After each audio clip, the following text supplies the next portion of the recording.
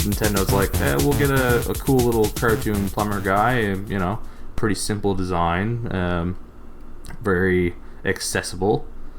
And then Sega comes in and they're like, okay, let's be the anti-Nintendo. Let's, something with a little bit of attitude. Let's go with a still fairly recognizable animal, like a hedgehog. And then Sony are like, hey, what if it was a bandicoot? What the fuck is a bandicoot? Who knows? But let's have, instead of a recognizable animal, let's go with an animal no one's ever fucking heard of. And what we're gonna do here is, instead of go with the cool 90s attitude or the friendly, happy-go-lucky child cartoon character, let's have him be slightly deranged and seem as though he has just suffered a mental collapse. Because that's what kids like, right? I wouldn't consider Crash so much Sony's mascot as Spyro. Fair enough. Which came first? It's a good question. To the internet. Just like the chicken and the egg question. Which came first, the bandicoot or the dragon? I almost just said something wildly inappropriate. Oh, fuck. Let's see. Crash Bandicoot, 1996. That seems earlier than Spyro, but I could be wrong. Spyro the Dragon, 1998. Yeah, Crash predates him by 2 years. Well, that answers that age-old debate. Yes, it sure does. That lasted all of fucking 20 seconds. Yep. So, welcome to Jedi Dropouts. It has been a very, very long time. Yes, it has. Too long. It's been over a month. Over a month? I think it's closer to 2 months. Yep. Than to 1 month. Because last time we recorded was a couple days after Endgame. And we still haven't had the chance to review that movie, which I guess we'll have to get to today. I don't remember. I don't even remember who was in this one. Was this one with Superman and the CGI lip and that's a different movie, right? So how many speaking lines did Luke Skywalker have in this movie? You know what? None, honestly, but still more than The Force Awakens. Somehow. Yeah. So I guess this episode is sort of a catch-up episode of everything that we missed in the last, I'm more of a mustard guy. I honestly, this might lose us every listener we have, so, both of them. I hate ketchup and mustard. I can't stand... Yeah, you're not a condiment person. I've gotten more into condiments, but the standard ketchup, mustard, relish, mayo, those don't fucking do anything for me. What about mayo chop? You know what? I want to hate that out of principle, because that is the worst name. I fucking hate... Paul is obsessed with Cranch. He hasn't tried it. Wait. What's Cranch? Cranch. Okay, so ranch and ketchup? Ketchup and ranch. Cranch. Yeah. What do you just call it? Ketchup and ranch. Stop making up fucking words. But Paul just loves it just on principle. He's never tried it, just the name and the idea of it. He's constantly just saying stuff like, give me Cranch or give me death. Man. What is this a new trend of combining existing condiments and just making like putting a name on them like they're fucking Brangelina or some shit, Benifer, I believe they had 4 that they were planning on, they unveiled that they were planning on rolling out. Oh. It was Cranch, yeah, mayo chop, okay, mayo Q, okay, Yeah. And I can't remember what the last one was, but I feel like it was something with mustard. Mullish. I'm gonna call it mullish. Mustard and relish. You say mayo Q? Like Mayo Q. Mayo and barbecue sauce. I might like that. I find I'm not big on like straight up mayo, but when you kind of I eat it fresh from the jar. I can't do mayo just straight up, but like mayo when you kind of mask the flavor a little, like chipotle mayo or like an aioli or something. I'm into that. Yeah. Chipotle mayo, I could do that. I could eat by the gallon. Like, I would pay to see that. I might eat my words on that, but so all mayo chup tangents aside, we tried to record how many fucking times in the last 2 months, and a lot. Everything that could possibly get in the way got in the way. One of us would be sick. The other one would have a dog issue. I was out of the province for 2 weeks. I made a short list of things that between me, you, and Mitchell we've done in the last 2 months. You went to Montreal and Ottawa for 2 weeks. Yeah, I was in Montreal for 5 nights and then took a train to Ottawa for another 5 nights. Yes. So, close on 2 weeks. On top of that, you are planning a wedding for next year. Yes. Yes. And on top of that, well, I mean, it's not just special to you. All three of us work fucking bonkers schedules that are a combination of every which type of shift. Yep. We all work the shift work bullshit. Yes. Mitchell and Robin got a new house. Me and Charlotte have a new vehicle. I celebrated my birthday in there at one point. Like, obviously, I celebrated Emily's birthday. Yeah. It's been a lot in a very short period of time. That's all in like a month and a half. And on top of the just like our schedules conflict on the regular as is, and then you throw in all that other extra shit, and here we are 2 months later, finally recording an episode. So we have a lot to talk about. A lot of real world stuff, a lot of geeky stuff, a lot of stuff we watched and played, and so on. Well, speaking of stuff we watched and played, and my trip. Yes. The funny little something that amused me anyway. I don't fly well, you know this. Yes. And so I figured the best way to get through my flights was to distract myself. Okay. So the two things I brought with me to occupy myself on the flights so I wouldn't have mad anxiety. I bought Resident Evil 4 on my Switch. Okay. Yep. And since I had decided, this was right around the time Game of Thrones was ending, I started binging the show. Yeah. So I was on like season 7, season 8, like I was real close to the end. So I used the Crave TV app to download like a full season of Game of Thrones on my phone. Mm-hmm. So for these flights, I would watch a bit of Game of Thrones, and I'd put that away, and then I'd take my headphones out of my phone, and I'd plug it into my Switch, play a bit of Resident Evil. For one of our flights, like, I like either aisle seat or middle seat. I don't like being by the window, because then I can't help but look out the window, and that freaks me the fuck out. Yeah. So, Emily's by the window, I'm in the middle, and sitting directly to my left, in the third seat in our little section, is a priest. Oh. And I don't mean like black suit, little tiny white collar. No, this motherfucker looked like he was coming straight from an exorcism. Holy shit.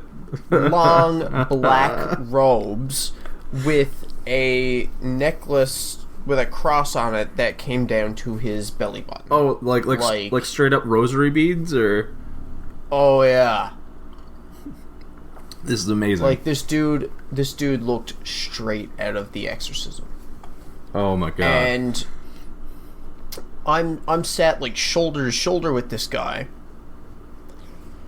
And what are the two things that I have to occupy myself? A very graphic, violent video game. Yep. And a very graphic, violent TV show that you're never quite sure when there's going to be a rape scene coming up. Yeah. Yeah. I'm just kind of like, goddamn, like trying to like tilt my things away from him, but then Emily's like, I don't want to see that. I'm like, well, fucking neither is he. Oh my god, that is amazing. Your life should be a movie. You know this, right? We've been saying it for years. Yeah. And you know what? At least a bad sitcom. Like, speaking of which, speaking of bad sitcoms. Well, it's not speaking of you in general. Oh Jesus! So recently, there was this thing on Facebook that everyone was sharing. You know, make me list my top 3 whatevers. We both shared it.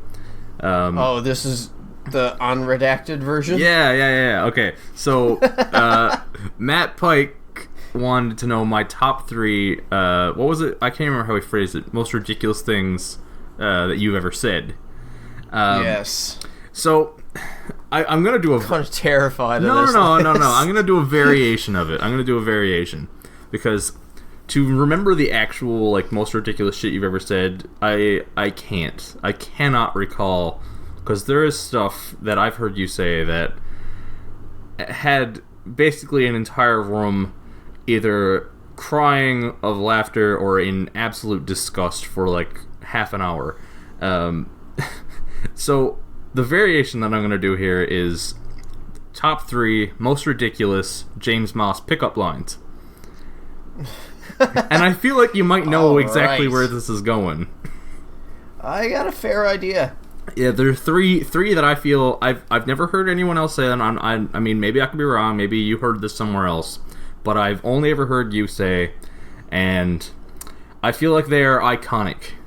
Absolutely iconic pickup lines. So, number 3, the infamous, "Hey missus, wanna go halves on a youngster?" They all start with "Hey missus" for some reason. Is that it? You gotta acknowledge her and get her attention so she knows that you're talking to her. Yes, of course. With "Hey missus." But you can also substitute out "want to go halves on a youngster" with "you want to go halves on a bastard." Ah, yeah. You know what? You're right. That is definitely the version that I've heard from you. Halves on a bastard. Yeah. Yeah. Which is generally more applicable because how often do you end up using this pickup line on your wife, right? We'll see after October 3rd, 2020. Yeah. Number 2, "Hey missus, come here, I ruined your life." Yep. And number 1, the absolute iconic, like, you should have these words tattooed on you, in my opinion. Maybe I will. To the pretty girl walking her dog down the road, "Hey missus, nice pooch." Yeah. As soon as Matt commented that, those 3 popped in my head, and I was like, oh well, that's a segment for sure. Yep. When I was living in Ottawa, one of the bands I played in, we practiced over in Gatineau. Mm-hmm. So here we are in Quebec, and I said these things to girls who spoke not the strongest English. Of course. And me saying it fast and as newfie as possible, mm-hmm. They had no idea what I said, so they just kind of like looked at me and just kind of like nodded politely, and it's just like, alright, never mind. Have a nice day. Sorry I wasted your time. Yeah, of course. Yeah. Oh my. Couple of little things we should just mention, throw in here. For the last, I don't know how many episodes, Jeopardy has been a topic that has come up. So let's keep that streak going. James Holzhauer, his streak ended. Yep. We'll keep our streak going by talking about his streak ending. Yes. I don't know how long ago it's been now. Probably a month now. His streak ended. Yep. I actually was not watching. I was like, I tuned in for a lot of his streak, but I missed the night that he lost. He finishes with 33 consecutive wins, $2,464,216 in winnings, which is fucking insane. Yep. So I think even though he didn't beat Ken Jennings' records, I think he will go down as one of the greatest Jeopardy players of all time. Oh my god, yes. Maybe the best. Just based on the fact that, like, I don't know how many now. He, like, the top 10 most winnings in an episode of Jeopardy, this guy has beyond the top 10 now. He took the previous record holder and he cut him out of the top 10 altogether, which is crazy. I'm really excited to see him on, like, Tournament of Champions, facing off against Ken Jennings and Roger Craig and what's his name, Brad Rutter. Yeah. I'm excited to see that. And one thing I do want to say, there's been talk saying that he threw the game. Have you seen any of that? No, I haven't. People were saying that he threw the game because he didn't go with a big bet on the end, like he usually does. But he responded to it. He talked about it, and he said, like, if you, like, he did the math. She had a big enough lead on him that even if he bet everything and got it right, it wouldn't have caught her. He needed her to bet big and get the question wrong in order for him to pass her. So he focused on not coming in third, which is less winnings. And he bet just enough so that he could cement in that second place win and definitely not be passed by the guy in third, which is smart. That's how he's played the game the whole time. So I don't know. People were talking about how he didn't want to do it anymore and he threw the game, but I disagree, and that's taken away the win from, I forgot her name, but she earned the win for sure. Yeah, people like to speculate over everything. Oh yeah. And lastly, the exciting news that there is more Jeopardy coming to Netflix in like 3 days. I don't know what's coming, but more Jeopardy tournaments are coming to Netflix on June 28th. So nice. Yep. Always excited for that Jeopardy. Yeah, okay. Another thing I want to touch on here, 20 minutes in. So we were going to do a Mother's Day episode, which I kind of promised my mom after we did a Father's Day episode last year. And she gave me her list of movies. You didn't get a list after, did you? Or anything like that? Yeah, because you said your mom doesn't watch a whole lot of movies, right? Not really. Yeah. So I'm going to touch on this briefly, just because I told her I would, like, fucking 2 months ago. Sorry for cursing, Mom. So she gave me her top 3, which is actually a top 4, and 3 of them I expected, and I'm not surprised by, and the 4th one caught me completely off guard. So I'm gonna go from 1 to 3, just for that reasoning. Number 1, my mom's number 1 movie is P.S. I Love You, which I'm not surprised by. This is it's a good movie. It is a good movie, right? Like, I was lucky here. Like, when I got Dad to movies last year, I had to watch most of them. I hadn't seen Tombstone. I hadn't seen Fist of Fury. But these, I'd actually seen all these. P.S. I Love You is a great movie. Has a pretty good soundtrack, too. Oh, yeah. Gerard Butler, a pretty good singer, surprisingly. Yep. And yeah, like the acting's great. It's terribly depressing, but also uplifting message. And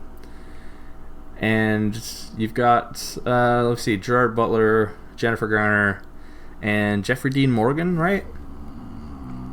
That's who it is? Jennifer Garner. Is that not Hilary Swank? Hilary Swank.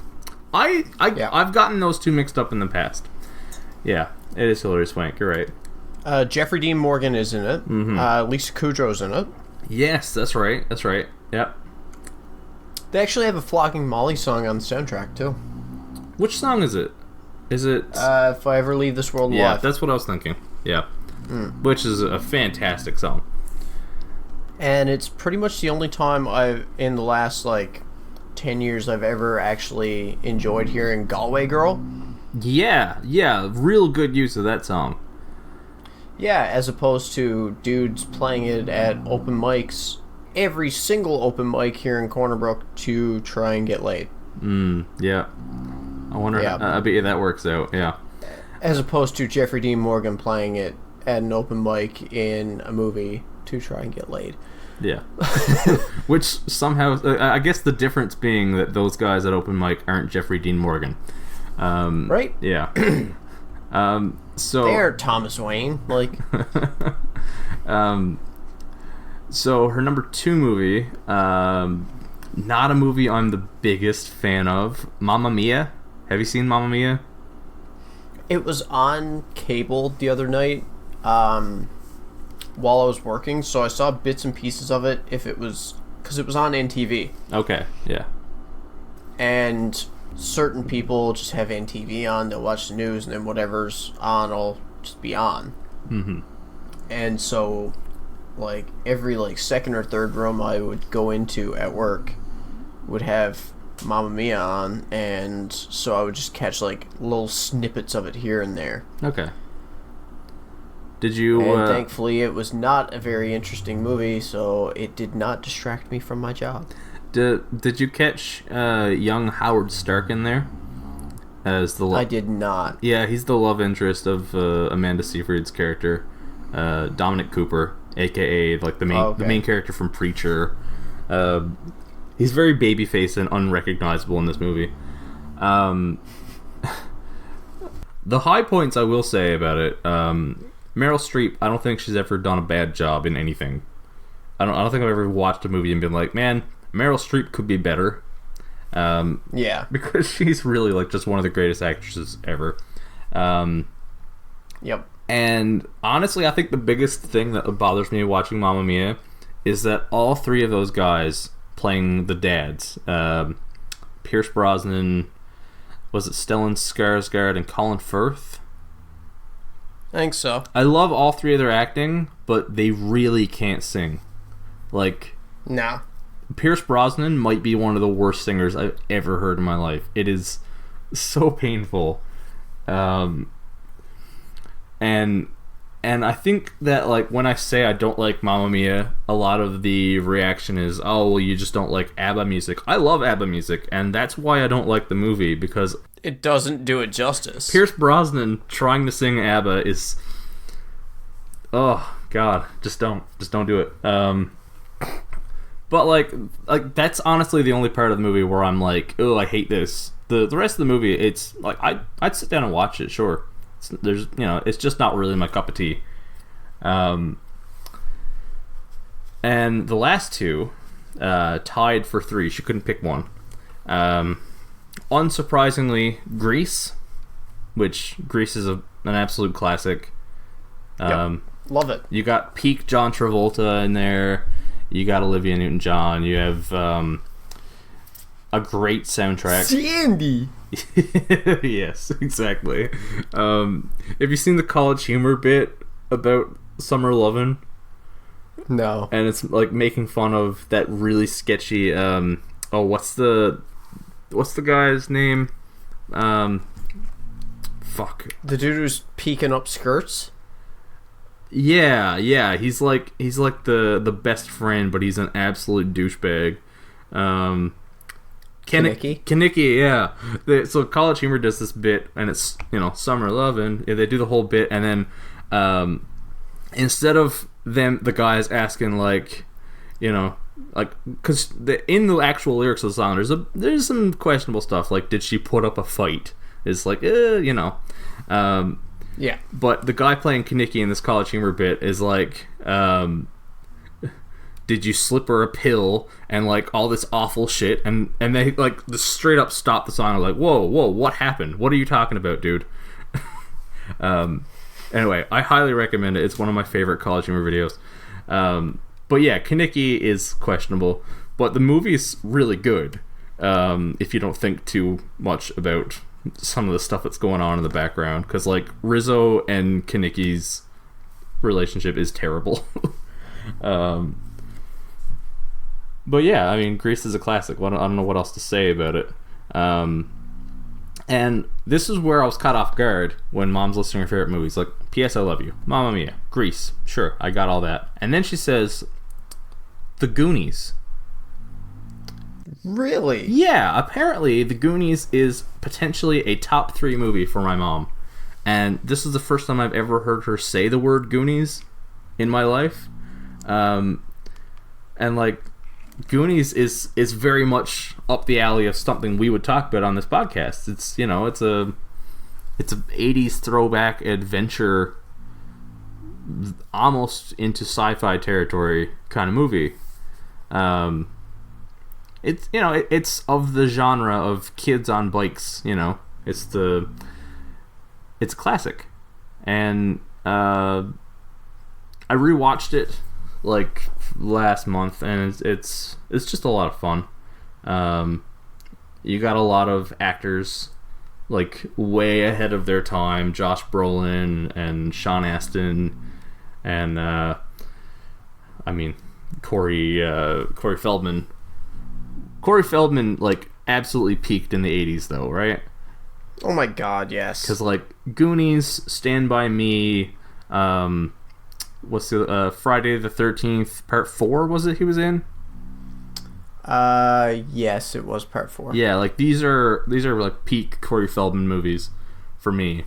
And I like, it's funny because like I think of Corey Feldman and I think of like new age, absolutely lost his mind Corey Feldman, and yep, like I keep forgetting that he is maybe one of the best child actors we've ever seen, like in terms of the resume of the movies he did, as well as like he was actually a really good actor. Yep.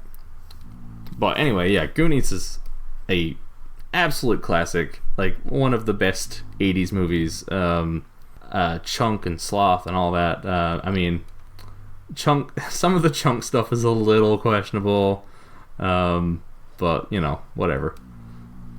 Yeah, Truffle Shuffle and all that. But I don't know. Goonies is great and was an absolute like curveball in my mom's favorite movies. You know what? It's funny because we also talked about the fact that my mom absolutely loves horror movies, which I'm not sure if you knew that. A lot of people don't realize it. My mom is like real big on horror movies, but I asked her why one didn't end up in her top 3, and she said that most horror movies she likes to watch one time and then move on to the next one. Like it's not really something she goes back and rewatches.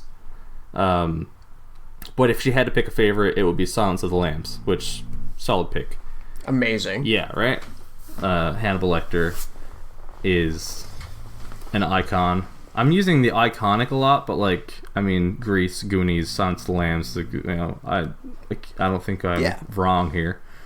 That is the entire little Mother's Day bit I wanted to get in there. Was hoping to do a full episode at one point, but maybe next year. Maybe next year we'll do a I don't know. I have no idea what else to do in that vein, but Speaking of College Humor and pointing out questionable behavior. Yes. Have you ever seen the College Humor series, Zach Morris is Trash? I've seen. I think I might have seen an episode of it once, but yeah, I binged it one day. yeah. Oh my god. It's so good because it's so right about how shitty like Zach Morris is if you actually like stop and think about it. Yeah, I believe that. Saved by the Bell. Were you a big fan of Saved by the Bell, or? Back in the day, I watched a fair bit of it, Okay. mostly with babysitters because they had a crush on either Zach or Slater, and Not Screech? no. And I was all about Kelly Kapowski, and I did have a bit of a crush on Lisa for a bit too. Yeah. Never Jesse for some reason. I think that's another one of those points where just those couple years between our ages makes the difference, because Saved by the Bell always seemed like it was slightly before my time. Yeah. I watched a fair few reruns of it, but it was never really my show, you know? Yeah. It was always the show that came on after mine, you know? I can't think of what that would have been, though. Maybe Fresh Prince? Yeah, probably. Yeah, it seems like they would go back to back. But yeah, I fully believe that Zach Morris is trash without even having seen those videos. They're worth checking out. Yeah, for sure. You mean the College Humor videos? You're not, like, in 2019 recommending I go binge Saved by the Bell, or... Oh my god, no. Go binge the College Humor ones. Okay, yeah. So let's talk about we're talking about TV shows here. Let's get into some recent TV stuff. A huge saga on television wrapped up recently. The Big Bang Theory. Yes. No, much bigger. With some surprising end results. And of course, I am talking about the NBA playoffs. Yes. I see what I did there? Yeah. I feel like I saw on social media somewhere that you actually watched some of the NBA playoffs this year. I watched the last two games. Okay. I actually hopped in on the second round because, like, out of nowhere, I really got the itch to watch some basketball. So I started watching most of the games in, like, every series. I feel like we had to talk about this, just being Canadians, and I only watch most sports when something big is on the line. Like, I watched the Stanley Cup Finals. I watched the NBA Finals. I'll watch the CrossFit Games. I watch the Olympics. Like, you know, like, UFC is something I'll watch, like, whenever I can, if it's on, even if there's no titles on the line or something. But other than that, like, the majority of sports I only watch when something big is on the line. And it's not because I'm like, oh, sports are dumb. No, it's like, my schedule's pretty hectic 90% of the time, and I struggle to keep up with the things I already have on my plate to watch. So adding things on top of that, plus, like, if I'm gonna start watching stuff, like, during the season, like, there's always the chance I'm gonna get hooked, and then I'm trying to, like, follow stats and players and stuff like that, and I don't have time to be adding something like that to my already busy life. Man, it is consuming. Like, exactly. As a hockey fan, as someone who, you know, reads multiple books a year on hockey and follows every stat of every team and runs multiple hockey pools and so on, like, it can be time consuming, yes. Yeah. No question. The one thing I did want to talk about with the Toronto Raptors thing, did you see this Kawhi Leonard story that leaked? That it wasn't real, but it was one of the funniest things that I'd ever seen. So there's all this talk about Kawhi Leonard being like just a weird guy, and like this article came out talking about in college basketball, the only trash talk he ever did was he would say to people, "Board man gets paid," whatever the fuck that means. I don't know. And so based on that article coming out and people thinking like, wow, Kawhi Leonard is a real weird dude, someone did up this fake article about when Kawhi Leonard played with San Antonio Spurs and leaked it as if it were real. And one second, I got a small excerpt from it here. Nice. One time after practice, everyone decided to go out for a team dinner. When it was his turn to order, Kawhi waved off the waitress and instead pulled out a bag of 12 apples. Coach Popovich asked what he was doing, and Kawhi simply replied, apple time, and then he ate all 12 apples with a knife and fork. Jeez. And people believed it. Like, it came out, and people were talking about, man, Kawhi Leonard is a lunatic. He eats bags of apples with a knife and fork. And, like, when they won, he sort of played into it. Like, when he was doing the speech, he made fun of his, I don't know, he has this kind of, like, weird, slow, robotic laugh or whatever, and he made fun of his own laugh, and he wore a t-shirt on stage that said "Board man gets paid," and, like, I don't know, I enjoyed the whole thing. I thought it was a really good little bit out of this playoffs that was worth talking about. I really wish that Kawhi Leonard would release an Apple Time t-shirt now, because I would buy that shit. Yep. Yeah. So anyway, let's talk about the actual big TV saga with the surprising twist. Game of Thrones. Yes. Game of Thrones came to an end, and you watched it just in time to catch up there. Yeah, the last 2 episodes, season it was all done by the time I got to season 7. Yeah. But then I tried to avoid spoilers just long enough to barrel through those last 2 seasons. That must have been difficult because people were ruthless with Game of Thrones spoilers. Like, nobody seemed to give a shit after the episode was out, I noticed. No. I'll tell you, first I want to get your thoughts on the whole show, because you just hopped on here. I've been watching this thing since almost day 1. Yep. I'm curious about the like someone binging the show instead of watching it as it's happening. And then let's get into our thoughts on season 8, because I know we have some disagreements on this one.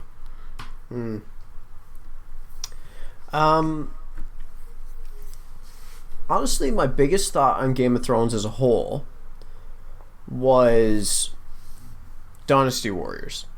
You know how I was saying, like, I'd love to see a Dynasty Warriors series, but it just, like, covers so much, there's so many characters, blah, blah, blah. Like, if you were to go and play Dynasty Warriors 7 story mode for all kingdoms and see, like, because 7 has the best storytelling. Yeah. Like, they could make this work. It would be very Game of Thrones style, right? Yeah. Okay. But if they were to do that, like, the majority of people who aren't familiar with Game of Thrones, or aren't familiar with Dynasty Warriors, but everyone knows Game of Thrones, most of them would just be like, oh, this is just Asian Game of Thrones. And not realize that it's, based on actual Chinese history. Yeah, of course. But, like, it did make me a bit hopeful for the potential to see a well-done Dynasty Warriors series in the future. But that's just a fan being a fan. There were certain parts of the show that I found hard to get through. Like, I had to push through, and it was like, I almost gave up on it. And I was like, nope, gotta keep going, gotta see it through to the end. Like, if you're gonna invest this much time to watch, like, 5 seasons of something, there's not that much left. Like, Might as well finish it because the last 2 seasons were only short seasons.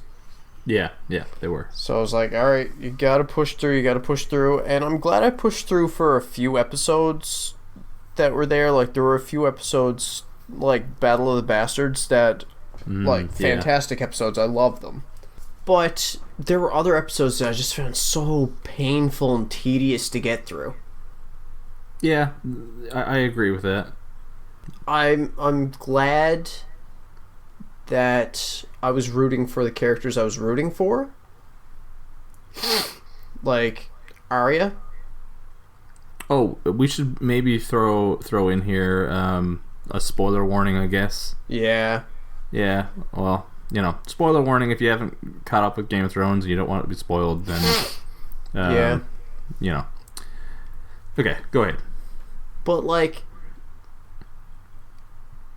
I liked Arya from the start, and I liked Arya from the Stark. Ha ha ha ha ha. Shut up, James. And I liked how she turned out. Mm-hmm.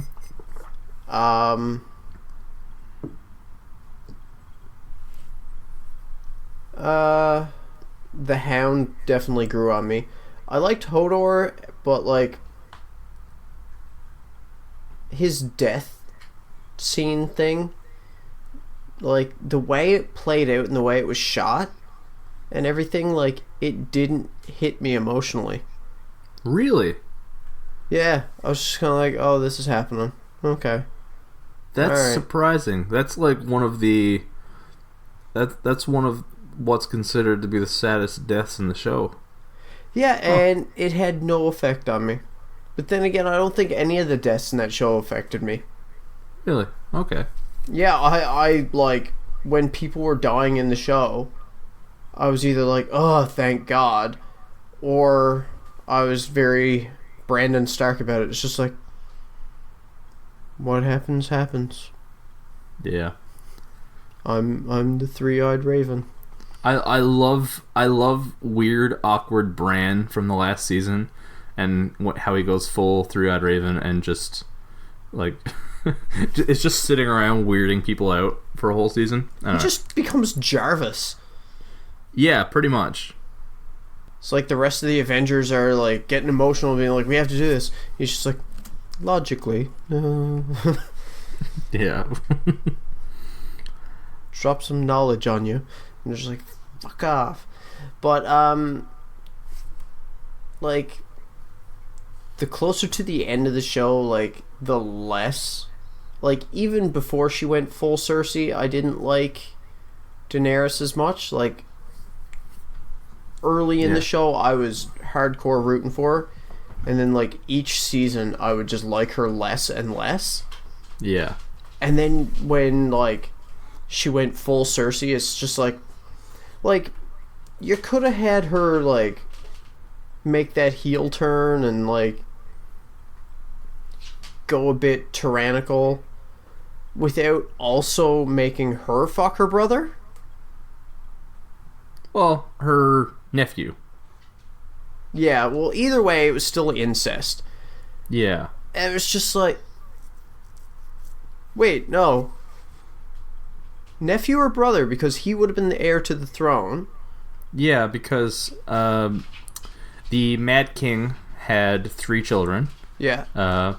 Viserys, The Daenerys, eldest. and the eldest was the one who had the child with Lyanna Stark, which was Jon Snow. Okay, yeah. Okay. I get mixed up in the names though.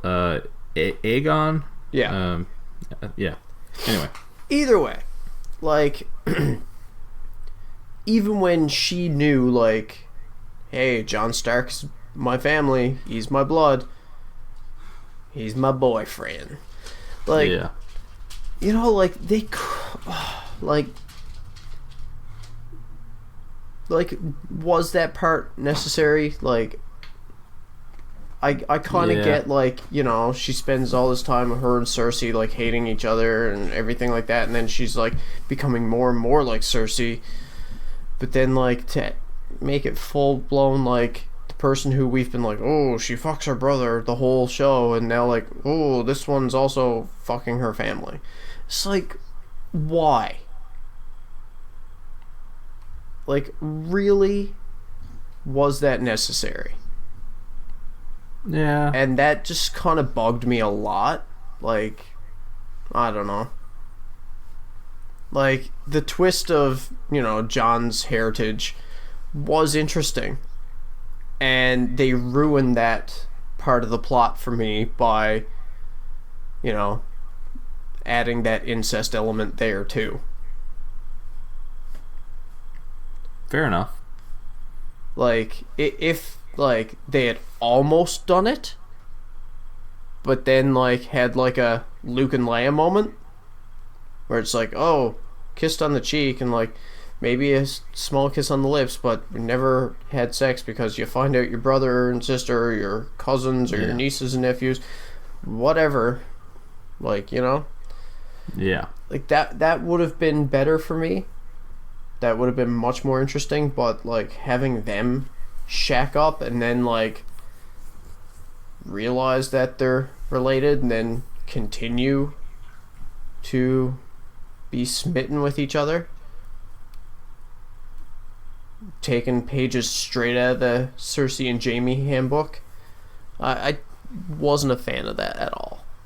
Yeah.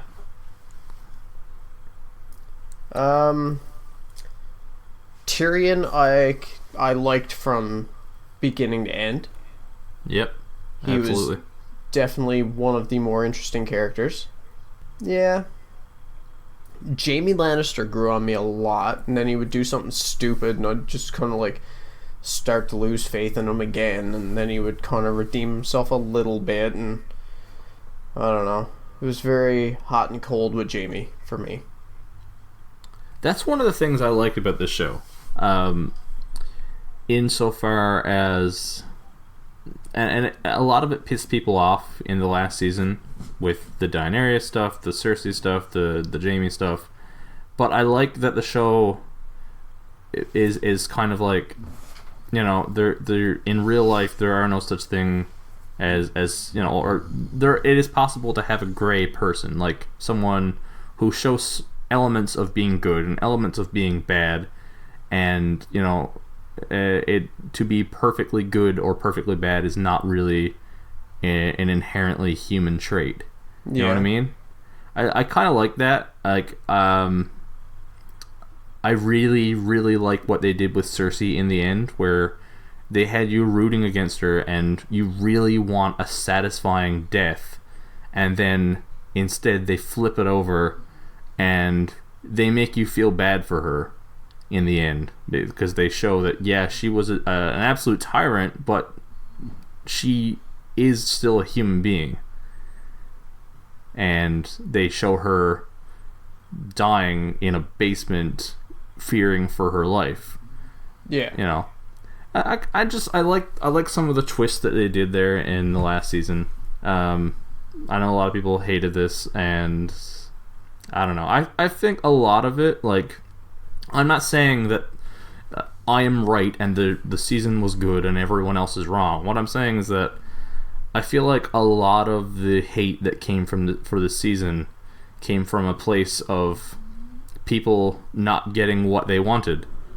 The show, like, the basic building of this show is it all leads towards something else. All the early seasons are people, like, it's political movement, Yeah. people moving to this side or that side or setting up for the future. And when things come to a head and you have to make decisions about what finally happens, a lot of people are not going to get what they want. And I'm not saying that, like, yeah, sure, there were some pacing issues I fully agree with. I think the season. I think if the last season had been a full 10 episodes like the other seasons, it would have been a lot better paced. Yeah. Yeah, I agree with that. I think it needed to be longer either way, whether, either through a 10 episode season or two full, like, 6 to 7 episode seasons, Yeah. But I don't see the argument when you look at the reviews, where every episode of Game of Thrones through seasons 1 through 7 is considered an almost perfect episode of television, and then suddenly in season 8 everything sucks. Absolute apparent garbage, some of the worst television people have ever seen, and I'm like, come on, it's not that big a difference. No, it's not. It's straight up not at all. Especially when season 7 got good reviews. When I thought season 7 felt like more of season 8, felt like more of season 7 to me. Yeah, it did in a lot of ways. How much of that do you think was just people just like projecting like feelings of loss, like where they were a bit like they didn't want the show to be over, so they were just projecting that negative feeling on the show in some way, like whatever way they could. And like once a handful of people start being like season 8's bad, like a lot of people are just gonna be like, yeah, it's bad. Yeah. Like, for example, one thing that everyone apparently agrees on is one of the few good parts of season 8 was the Clegane Bowl, the Hound versus the Mountain. Yeah. I thought, it was one of my favorite parts of the season, but coincidentally, it is one of the only parts of the season that people correctly predicted would happen. Yeah. Is that maybe, are you only pleased by that because that was something you wanted to happen as opposed to the rest of the season? Potentially. Yeah, potentially. I don't know. I have spent ever since the show ended, I had to delete social media off my phone because it was such a pain in the ass to see people complaining about this every day. Yeah. And like it's one thing to have people split on something, but personally, I got a very satisfying ending to one of my favorite TV shows, and then to go online every day and see that, oh no, the entire world has decided that you're wrong, and this is garbage that is not worth anyone's time. It's kind of like, oh, okay, well, whatever. It's kind of like season 9 of Scrubs.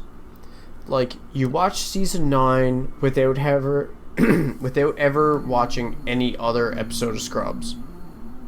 Like, yeah, you're going to be missing out on a few things because, like, returning characters and such. But you watch season 9 as a standalone show, it's like a 6 out of 10. Okay, yep.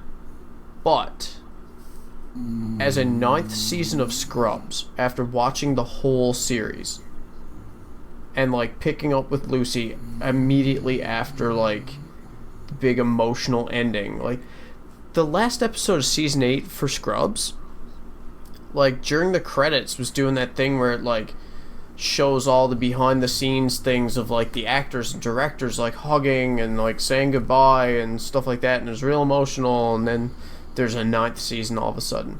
So like the 9th season as a standalone show is like a 6 out of 10. But if you watch it right after watching the first 8 seasons and being invested in the first 8 seasons, that brings that down to like a 3 or 4. Yeah. So fair like, enough. I don't know. Like, how would you score on the Good Pizza scale the Game of Thrones season 8? Season 8, like, season 8 was pretty much the same as season 7, like you said. Yeah, I really think they're like, they're both very clearly, okay, we have to wrap this thing up because we don't have the source material to work off, and we need to get this done while we still have the budget, the viewers, and the cast. Yes. But I still thought it was quality. Yeah. You know what? I'll give my score first. Personally, out of let's precursor to this. We have a lot of listeners from the U.S. now, apparently, notably California. So, in case you haven't listened to a Jedi Dropouts episode before, we like to score things on the good pizza scale, which is out of a total of 8 slices. So, Game of Thrones Season 8, for me, I'm giving 7 and a crust. With the pizza scale being recently re-explained, the crust would be the 0.5. Yeah. But, you know, that kind of happened pretty naturally when we realized that just 8 options was not quite enough. Yeah.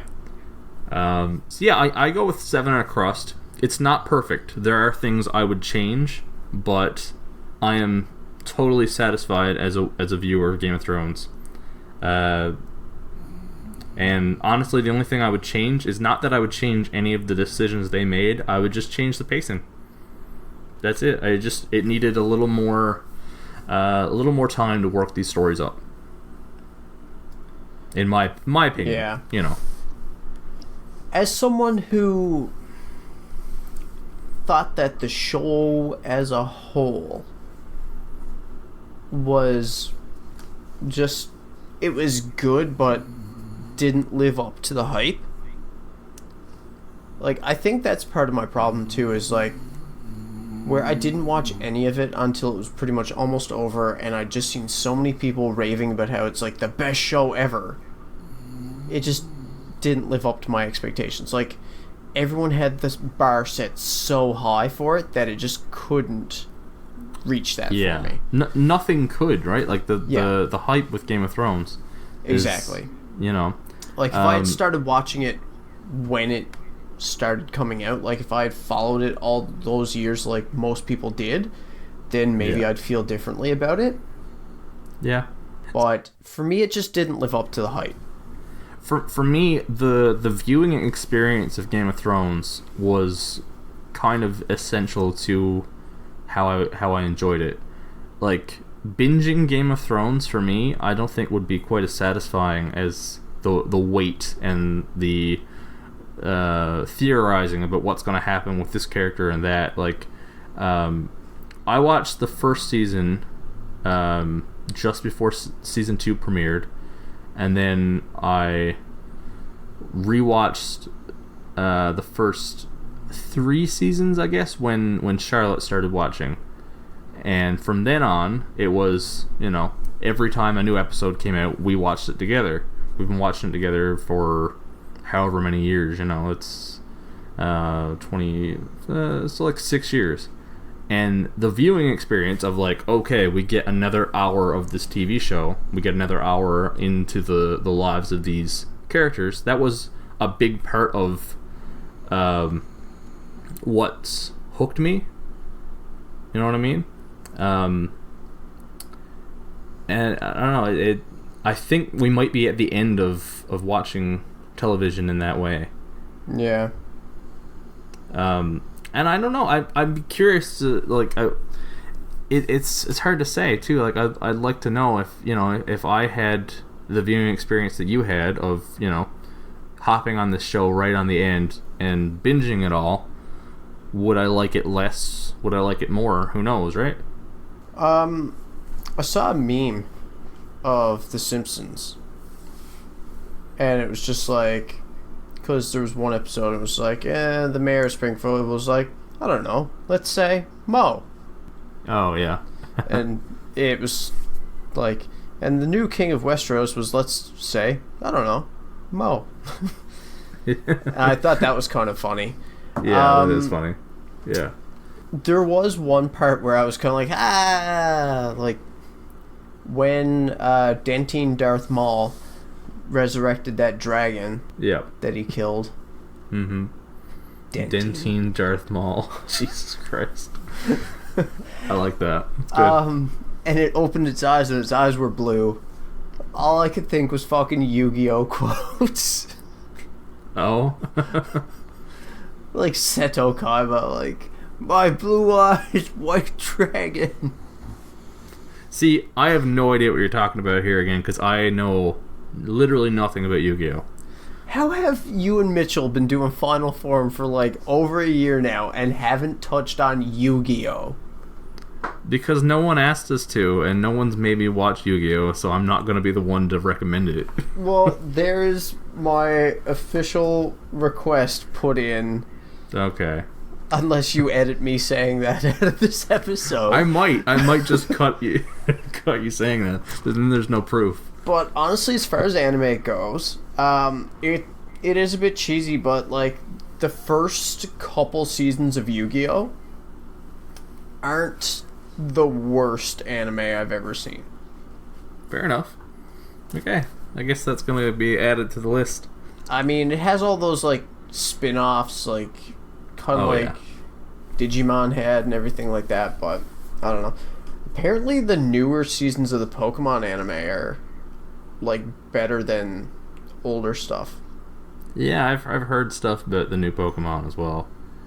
I mean, maybe I'll get around to checking that out. Yeah.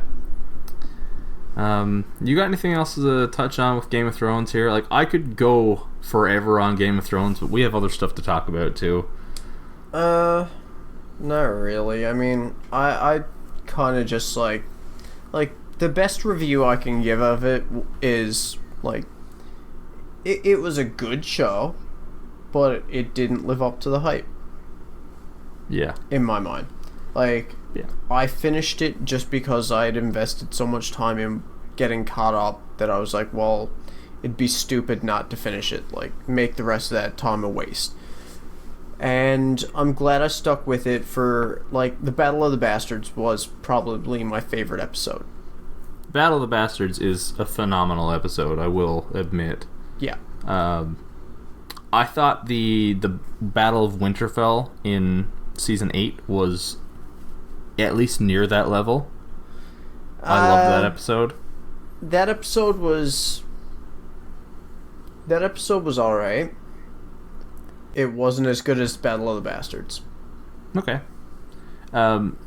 When I went into Corner Brook to watch Endgame with you, the same, like, you know, remember afterwards I said, you know, there's a big episode of Game of Thrones tomorrow night.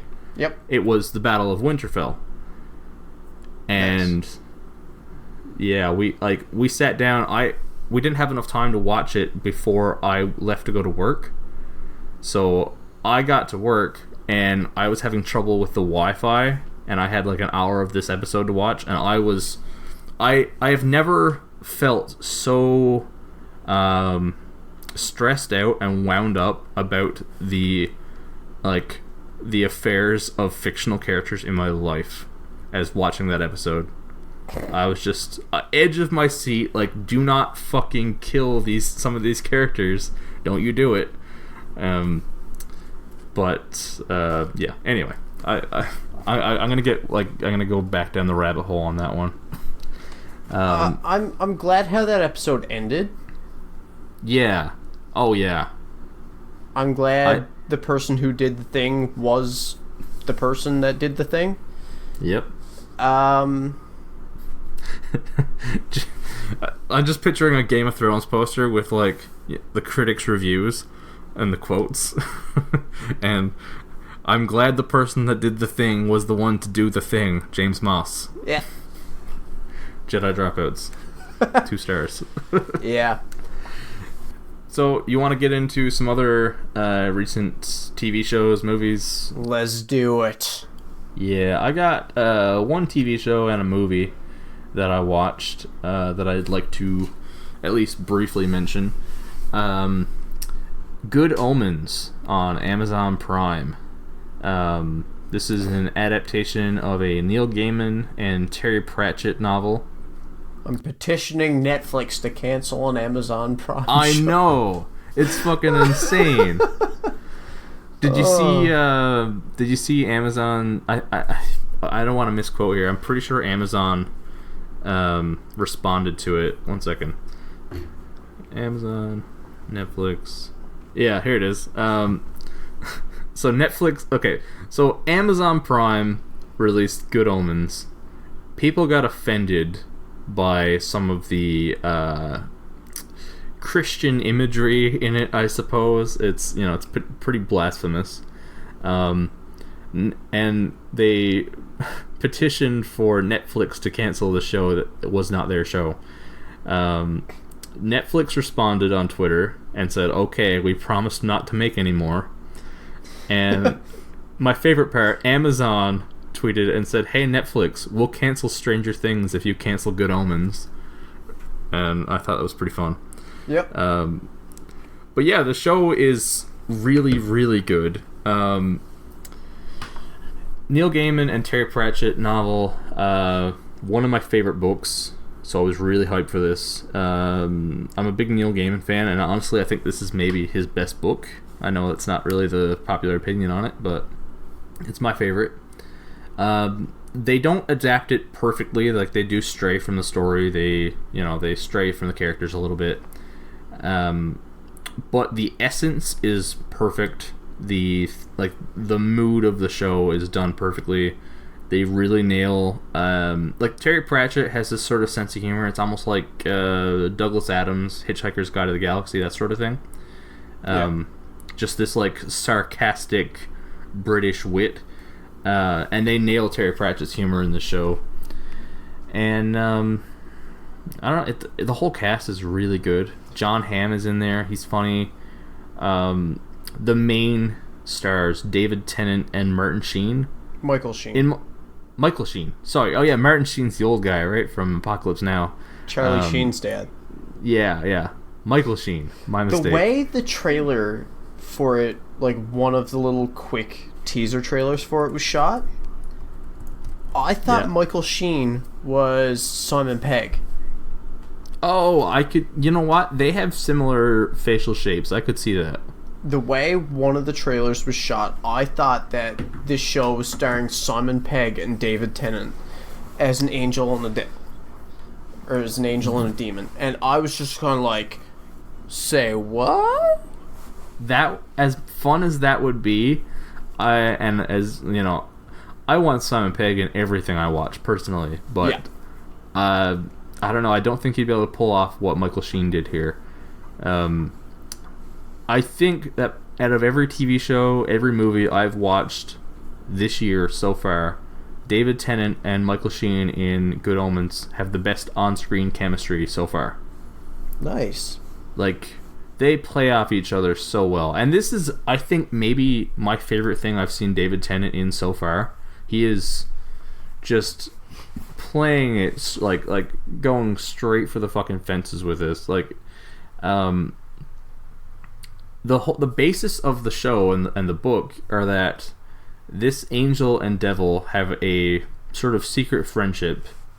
The whole basis is the Antichrist is being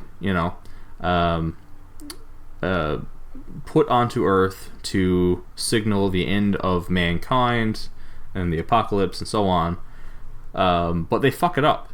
They accidentally put the Antichrist in the wrong home, and then they're watching the wrong kid, and this whole series of events unfold through just incompetence and people making mistakes, and it's very funny, very blasphemous, and I highly recommend it to anyone who is not a devout Christian, I suppose.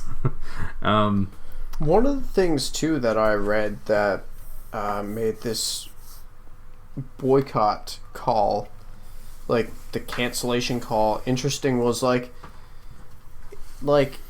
everything that happened in the books is wrapped up, isn't it? Like they're like, it's kind of made like it's just gonna be the one season. It's a miniseries. They never. So it's not like there's going to be a season 2 of it. No, there's not. It's not that kind of TV show. It's a miniseries. It's 6 episodes and that's it. Exactly. So like it's done. I know. Being like, cancel it. It's like, okay. Okay, sure. Done and done. You happy now? Yeah. So some people are just so quick to put their opinions out there before they know a fucking thing. Yeah. Oh boy. So yeah, as mentioned, good pizza scale. I'm gonna score this. I'll go 6 and a crust on this. One of the better TV shows I've watched this year. but still not quite the best. And I feel like the shortness of it is maybe why I didn't score it higher. As much as I really enjoyed it, and I will definitely be rewatching it, I could have used a little more. It could have been a little longer. That's fair. Yeah. The only other thing that I have here to review, not that I haven't been watching anything, I've just been watching, like, old sitcoms mostly. Changeland. Have you heard about this movie, Changeland? No. Okay, so it's not a very like big movie in terms of budget or hype. It's directed, written by, and starring Seth Green. Interesting. Yeah, and I'd heard about this movie for a while because of Macaulay Culkin's podcast, Bunny Ears. The movie stars basically a group of friends. Seth Green, Breckin Meyer, Macaulay Culkin, Brenda Song, all these, like, they actually are a group of friends that hang out, and they took a trip to Thailand and made this movie that Seth Green had been working on. And I wanted to watch it just because I had heard so many stories behind the scenes on the podcast. And I was like, I gotta actually see the movie that they were making this whole time. I didn't expect that it was going to be a really good movie. It's like a really great story. Seth Green is a surprisingly good director, and the acting is just really good in this thing. I never expected to see a movie with Seth Green, Breckin Meyer, and Macaulay Culkin in 2019 and be really blown away by the acting, but I was. And the story is basically this guy, played by Seth Green, finds out his wife is cheating on him, and he had an anniversary trip booked to Thailand, so he calls up an old friend and asks him to go at the last minute in place. And they just kind of escape their lives in Thailand, and while this guy is severely depressed and trying to cope with his life. And it's just a nice little sort of drama comedy movie. If you get a chance, I do recommend watching this thing, if for no other reason than to see Macaulay Culkin in 2019 showing that he still has his acting chops. Nice. Yeah, Macaulay Culkin's great in this thing. I'll give this one 6 slices, which, fair score. I've really enjoyed it. It's not, a movie I'm going to be rewatching time and time again, but it's really well made, really well acted, and there's a lot of depth to it, like story-wise and emotionally. Nice. Yeah. So that is basically everything new I have to review. I don't know what you got lined up there. I feel like you've watched a few things. I haven't watched much, actually. There were a few movies I wanted to go see while I was on vacation, but the only movie theater I found in Montreal was showing things in French, which I wouldn't have understood. Yeah. And in Ottawa, everything was too far away. And I had no data, so, like, trying to figure out bus routes and Ubers and shit was difficult. Fair enough. So I didn't go see anything, and when I came back, we've not had anything good playing. Like, Secret Life of Pets is here for like the 3rd week. Oh, yeah. And, like, that bothered me. Like, we have 2 movies that play at our theater at a time. Very small theater. And so we got Toy Story 4, which I do plan on watching. I was going to go see it tonight, but I have to work, so I'm probably going to see it Friday. Okay, yeah. But rather than getting Child's Play, which has been hyped and hyped and hyped, we keep The Secret Life of Pets for a 3rd week. So they have 2 kids movies playing? 2 kids movies. That's the only That's- things playing at our theater currently. That's weird. That's like zero fucking variety. Yeah. But like, and I thought like they're coming out at the same time. Like, how fucking cool would it be to have a theater where the only 2 movies playing are Toy Story 4 and Child's Play? I know, right? Like, that would have been so fucking cool. And the theater in Grand Falls, which is usually way behind on whatever movies they get, got fucking Child's Play. Wow. I'm just like, are you serious? And then I looked up like what movie was playing in Stephenville, because maybe I'd drive out there to go to a movie. They still have Rocket Man. Oh, okay. And it's just like, ugh. Like, my movie options have been very limited. Yeah. That being said, I do want to see Rocket Man when I get the chance.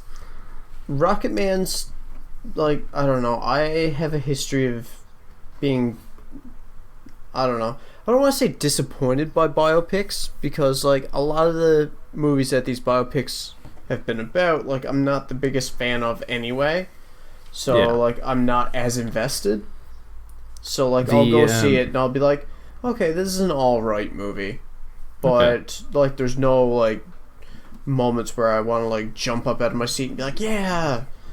Like, Bohemian Rhapsody. It was a good movie. But I've never been the biggest Queen fan. So I was just kind of, like, sat there, just being like, okay, this is good, this is good. Like, even the Live Aid scene, like, it was just kind of like, alright, cool. That's interesting. Like, okay, I'm a huge Queen fan. That movie was, like, the people talked about that movie like it was the fucking second coming of Jesus, and it was just all right. It half that movie was, I thought, really good, top tier biopic stuff. The other half I thought was okay to, at times, really not good. I don't know, there were parts of that movie I thought were fucking awful. I thought they did the music stuff really well, though.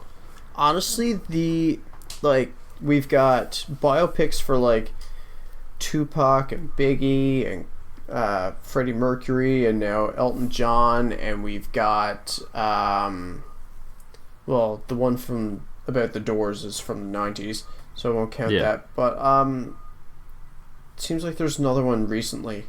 We got the Motley Crue one. Like, the only one that I've seen that I've actually liked was fucking Straight Outta Compton. Straight Outta Compton was a great movie. Yeah. That's the only, like, musician biopic movie that I've seen in the last 10 years that I've actually been like, fuck yeah.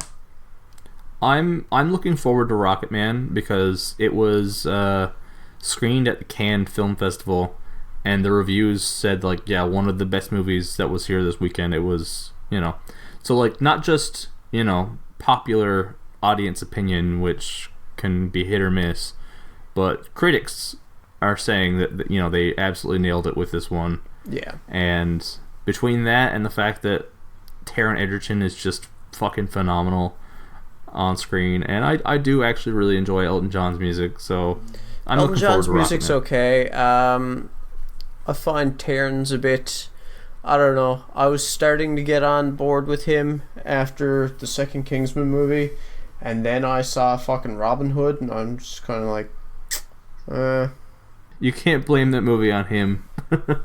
yeah, I know, but he accepted the project. Yeah. Fair enough. He like, even though the problem with that movie was writing and directing, he was still the face of that movie. Yeah, I hear you. Yeah. And, like, he still could have, like, I don't know, maybe he did speak up and be like, I don't think this is a very good idea, but I don't know. Yeah. Like, did you ever watch that after? Nope. I'm good. Yeah. I thought about it a few times, and I said, you know what? I could watch something else instead. So yeah. I'm gonna do that. Let's see, what have I watched? I'm partway through Jessica Jones season 3. I'll wait till I'm done with that to talk about it. Okay. Yeah. I did watch the new DC animated movie, Batman versus Teenage Mutant Ninja Turtles, Yes. which was a lot of fun. The art style for the Turtles was a bit different, Okay. but I don't want to spoil things for this one. Okay. Like, obviously you can speculate that, it's called Batman versus Teenage Mutant Ninja Turtles, so it starts off they're opposing to each other, and it's safe to assume that they team up by the end. Of course, yeah. But this movie was a lot of fun. Yeah. It also made me ponder, like, the matchup of Batman versus Shredder, because they're similar. Like, Batman has, like, those, like, little claw things on his forearms, and Shredder has similar things, and, like, their cowls / helmets are similar shaped at times, and, like, both very proficient in hand-to-hand combat. It's a very interesting matchup. Yeah. Yeah. It was fun. I have it here on DVD if you want to borrow it sometime. I might have to do that. Yeah, because it's definitely worth the watch. What else have I seen? I saw Detective Pikachu, which if you want to get more into, we can. And I saw... We can. I actually saw Detective Pikachu as well. I saw... like I was texting you the other night, I saw a horror movie from 2016 called Terrifier. Yes.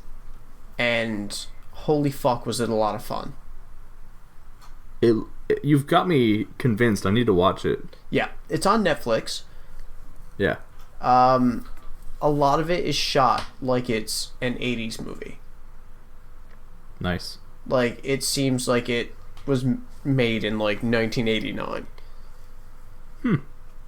But just, like, I can't remember the actor's name, but the dude who plays Art the Clown, just, like, his mannerisms are just, like, I was hooked on his mannerisms, mostly. Nice. Like, just the things he does and the way he moves, and I was just like, oh man, I want to see a sequel to this movie just so I can see more of that character. Yeah. Yeah. I'm into it. I'm gonna give that a watch maybe this week. Yeah, you definitely should.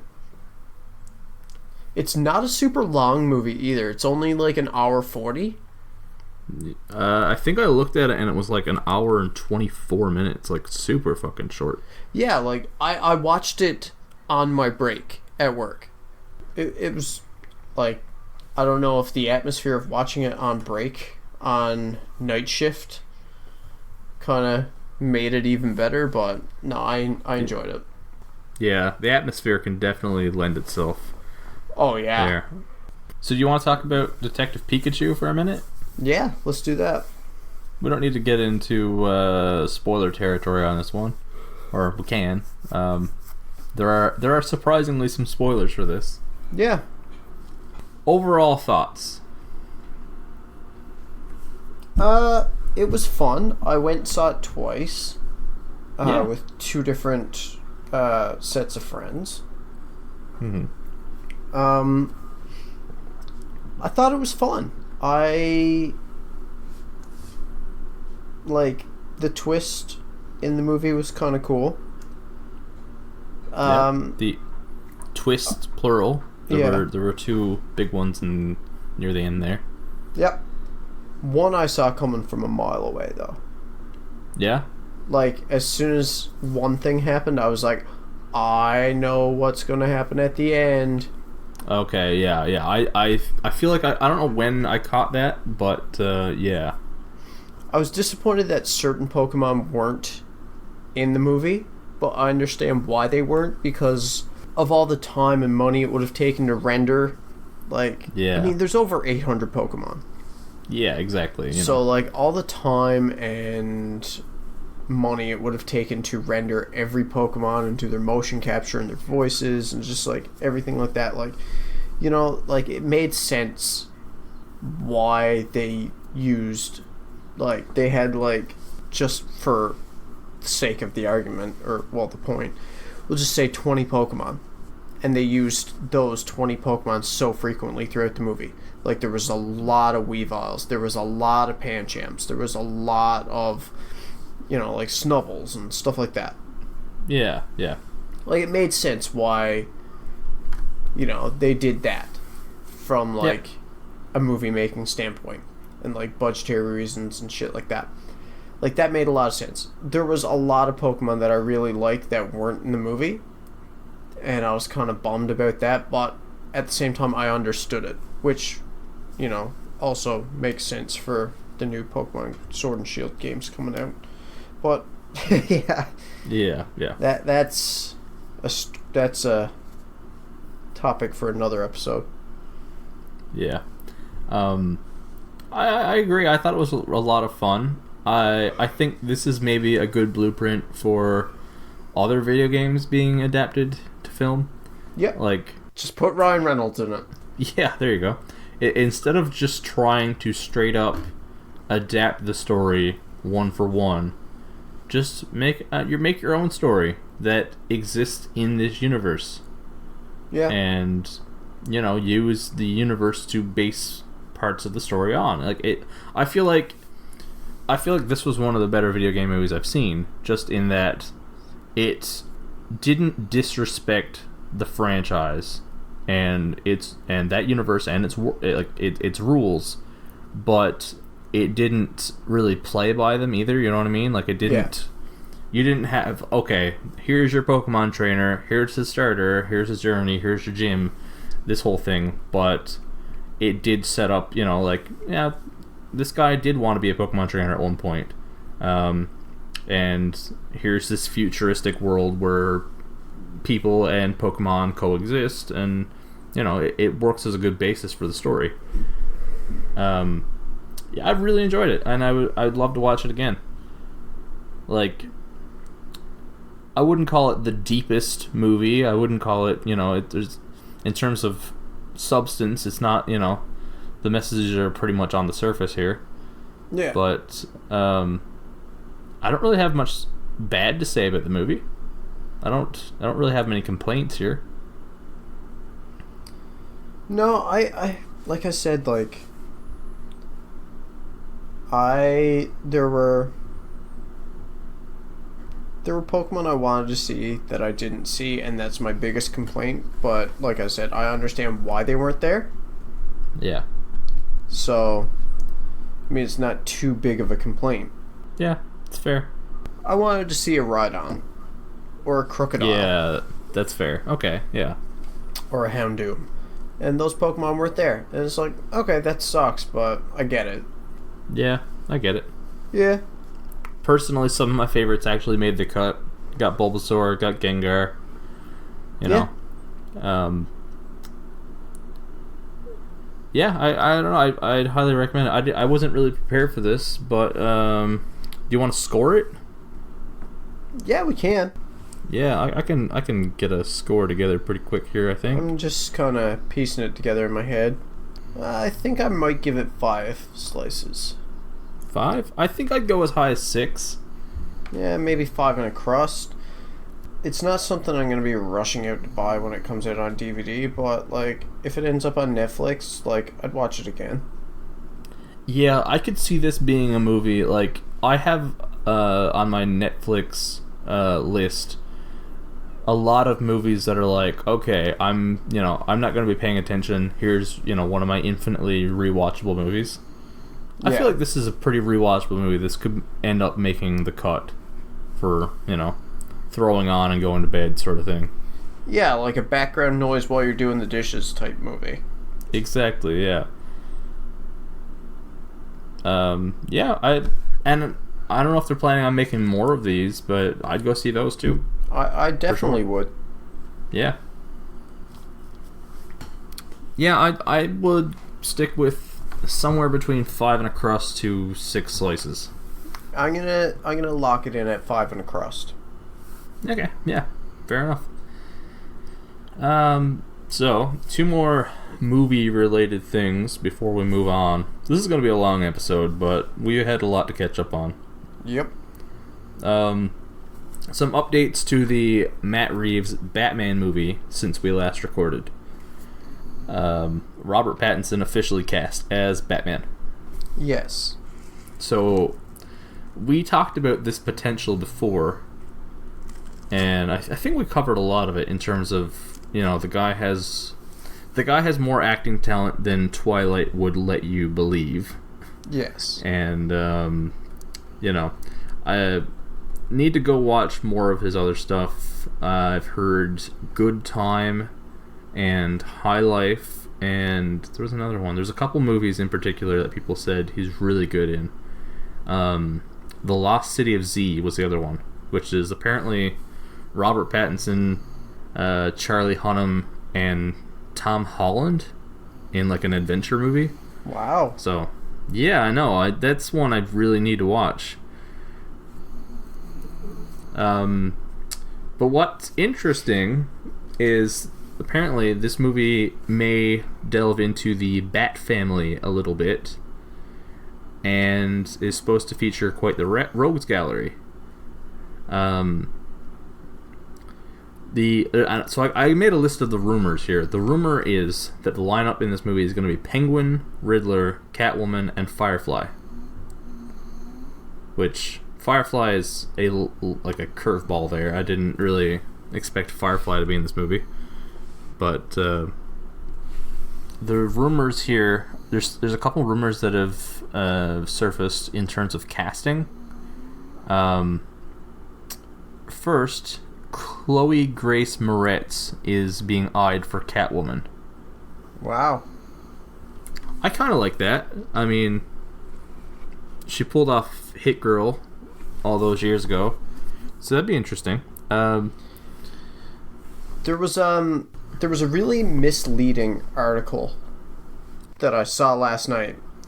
I know exactly what you're talking about. Yeah. The one that's like, I'm looking at it right now. Batman actor Robert Pattinson had to drop movie or something like that. Yeah. The Batman star Robert Pattinson drops movie due to scheduling conflict. That makes it sound like he quit the Batman. He did not. He did not. Yeah. He quit another movie. He quit the sequel to The Souvenir. Okay. Which was due to start filming next month. But the way that article is titled, it makes it seem like he's dropping the Batman. That's some straight up clickbait shit, man. Yeah. Yeah. I saw that the other night too, and I clicked on it, very quickly, oh shit, did he, is he not playing Batman anymore? And no, it's not the case. Yeah. Josh Gad is officially not playing Penguin, or at least as of right now, he's not playing Penguin. He made a statement about it. He's wanted to play Penguin for a while, and he's made some references on social media that people took to mean he was casted, but he made a statement and he was like, no. As of right now, I'm not even in talks. Yeah. But the rumor apparently now is that Toby Jones might be playing Penguin. Toby Jones, you might know as Dr. Arnim Zola from the Captain America movies. Nice. I think he'd be a good fit. He reminds me a little bit of the guy that played Penguin in the Adam West Batman series. You know what I mean? Yeah. He kind of has that look about him, and he's a great actor, so I could see that working. While looking for that Batman article, I just came across the trailer that was released 14 hours ago for Scream Resurrection. Oh, new Scream movie. Looks like it's a Scream series. Scream series, okay. Yes. Another one? Yeah, I think it's on VH1. VH1. So separate from the Netflix series. That is interesting. Which was alright. Okay. The Netflix series was alright. I still haven't got around to that one. I really should. Yeah, you should watch it just to say you watched it. I mean, is it the best thing ever? No. Is it the worst thing? No. But Yeah, as soon fair as we're enough. done recording, I'm gonna watch that trailer. Cast includes Mary J. Blige, Kiki Palmer, Tyler Posey. Uh, Interesting. Okay. Okay. I could be into that. Mary J. Blige surprised me as an actress, you know? Yeah, yeah. She's much better than expected. She was really good in Umbrella Academy.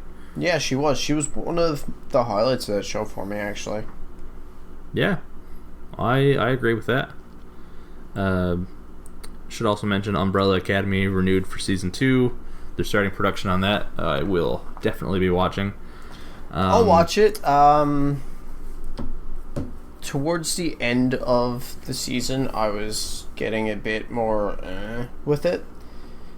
Like, especially, like, the ending with Vanya. Yeah. Because that seemed straight up, like, with the parallels that people were drawing between Umbrella Academy and the X-Men. And then to have that scene, it was reminiscent of X-Men 3 Last Stand, the whole like Dark Phoenix thing with Famke Janssen, Yeah. where like, you know, her powers were too big for her to control, so she was basically like, instead of being told that they didn't exist, she was, you know, being like, you know, having her powers like dampened basically. And then they got out of control, and people are like trying to stop her before she destroys everything. And yeah, it just seemed very like way too familiar. Yeah. It's fair. Should we take the time to talk about Dark Phoenix? Like, neither of us have seen it, but holy shit, this movie tanked. I haven't heard much of anything about this movie, which, I don't know. When it comes to movies, I tend to be of the mind that no news is bad news. Okay. Because, like, normally with things, like, when it comes to, like, if someone I know is traveling or if they're gone somewhere or something, like, I tend to be of the mind no news is good news. Like, if I don't hear from them, it means nothing's wrong. If something was wrong, I would have heard about it by now. Yeah. But when it comes to movies and TV shows, like, obviously, if they're bad and I hear about it, then I'm like, okay, they're probably bad. But if I don't hear anything, I also kind of assume it's bad, because then either people A, aren't going, or B, like, aren't raving about how good it is. Yeah. I agree in the same way, because, like, frankly, I'll take a bad movie over a boring movie any day. Yeah. So me not hearing anything about this movie since it's come out, I'm just kind of like, oh, so people probably aren't going, or they're, like, too bored to talk about it. Yeah. How long have we been predicting this movie was going to be a steaming pile of shit? Since we found out that it was being made. Yeah, so like 2 years. Yeah. Once again, we're right on the predictions. Yeah, really though. So, like, I mean, we haven't seen it, you know, so we're only really talking from speculation, I guess. But I did hear the quote that this is the single worst X-Men related movie that has been made, including X-Men Origins, Wolverine, Apocalypse, The Last Stand, all those. That's harsh. Yeah, I've heard, that's what I'm hearing. So that is super harsh. That could be an interesting watch when we get around to it. I'll watch it just to say I watched it. Oh yeah, like, you know, I've watched all the other ones so far, so I might as well sit through this too. Even if I've rewatched all the other ones. That's further than I'm willing to go, because there are some of those I will never watch again. Fuck that. I'm quite alright. Emily and I rewatched X-Men Origins half recently. Okay. She'd never seen it before, and I wanted to show her what bad Deadpool was. And that one's worth watching just for the references in Deadpool. Yeah. Because I feel like they did a really good job making fun of that in both Deadpool movies. Yeah. But yeah. One more little movie related thing we have to touch on before we move on. Did you hear the news that there is potentially a new Matrix movie in the works? I did not. Being directed by the Wachowskis. Okay. And apparently starring Michael B. Jordan. Really? Yeah. Now, that's all the official word. Or, sorry, not official. I don't know if there's an actual statement out on this yet. But the word is... everyone's speculating now and thinking that he could be playing a young Morpheus. That'd be cool. I'd be into it. Like, the actual rumor is Michael B. Jordan in a new Matrix movie directed by the Wachowskis. Based on that, everyone is saying, it seems like a young Morpheus would be a good fit. Yeah. I could see it. If it's not a young Morpheus movie and, like, it's a new Matrix movie, like a sequel, not like a prequel or anything like that, oh my god, I can hear the butthurt already. Yeah. Oh yeah, absolutely. Which is funny because, let's be real, Matrix Revolutions and what's the other one? Matrix Reloaded. They weren't good movies. Like, they really weren't. The first one was amazing, and it was all downhill from there. Yeah. There were some pretty decent fight scenes in the sequels, but like they just weren't really good movies. No. And which is funny because the first Matrix is like an all-time favorite. Yeah. I mean, maybe they'll do like the Halloween thing and just be like, hey, here's the sequel to The Matrix. Fuck the sequels that we already released. We're gonna fix shit.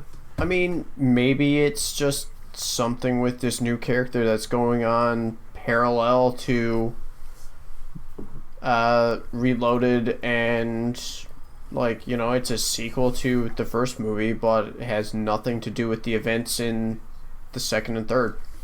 Yeah, you really could expand on that universe. Yeah, it's just happening parallel to it or something. Yeah. Maybe. I don't know. I'm in favor of the young Morpheus movie, though. Yeah, I would that would be pretty cool, because, I mean, Lawrence Fishburne's Morpheus, like, he's one of the best characters in that movie, easily. Oh, yeah. Like, the way he, like, when he shows up, like, at first he's just, like, so just cool about everything, and, like, when he's teaching Neo how to fight, and he's, like, schooling him at first, like, teaching Neo how to, like, use the Matrix and everything, it's fucking badass. Yeah. That cast is really good anyway, like, Carrie-Anne Moss, Lawrence Fishburne, Keanu Reeves, Hugo Weaving. Yep. Just solid cast. Yep. Speaking of Keanu Reeves, our society has gone into full Keanu Reeves fever lately. Yeah. That's been a thing. He's our meme of the month. Yeah. Did you catch all the E3 stuff with him? I did not. Oh my god, it is worth looking into. I think I talked about this on a recent episode of Final Form, and on my E3 reviews and whatnot. Like, so, I know that he was playing a character in the Cyberpunk game. Yeah, so they revealed that at the Xbox press conference, and then Keanu came out on stage to talk about his experience with the game and to get everybody hyped up, pretty much. Yeah. And somebody in the audience. Okay, so Keanu says like, "Oh, living in the living in this cyberpunk world, it's breathtaking," and then someone in the audience shouts, "You're breathtaking." Yeah, you're breathtaking, and then Keanu very excitedly points back at the audience member and says, "No, you're breathtaking," and it's just a really, really great bit. I loved it. He's just a wholesome dude. He really is. He's been dubbed the internet's boyfriend, and I love that. Yeah. I love everything that's happening with Keanu Reeves right now, and I'm really excited to see John Wick 3. It was here, but I didn't go see it because I still haven't seen the second one. Yeah. Second one was good. It wasn't quite the first one, but like, it's still, if the first one didn't exist, John Wick 2 would be one of the best action movies of the last 10, 20 years, you know? Yeah. So, you want to talk about E3 a little bit? Like, you got any thoughts on any of these games that are coming out? I didn't watch much of E3. I was mostly watching the Nintendo Treehouse. Okay, yeah. I kind of figured that. I watched Nintendo's live stream from E3. What I caught of it, because, like I said, I work nights, busy schedule.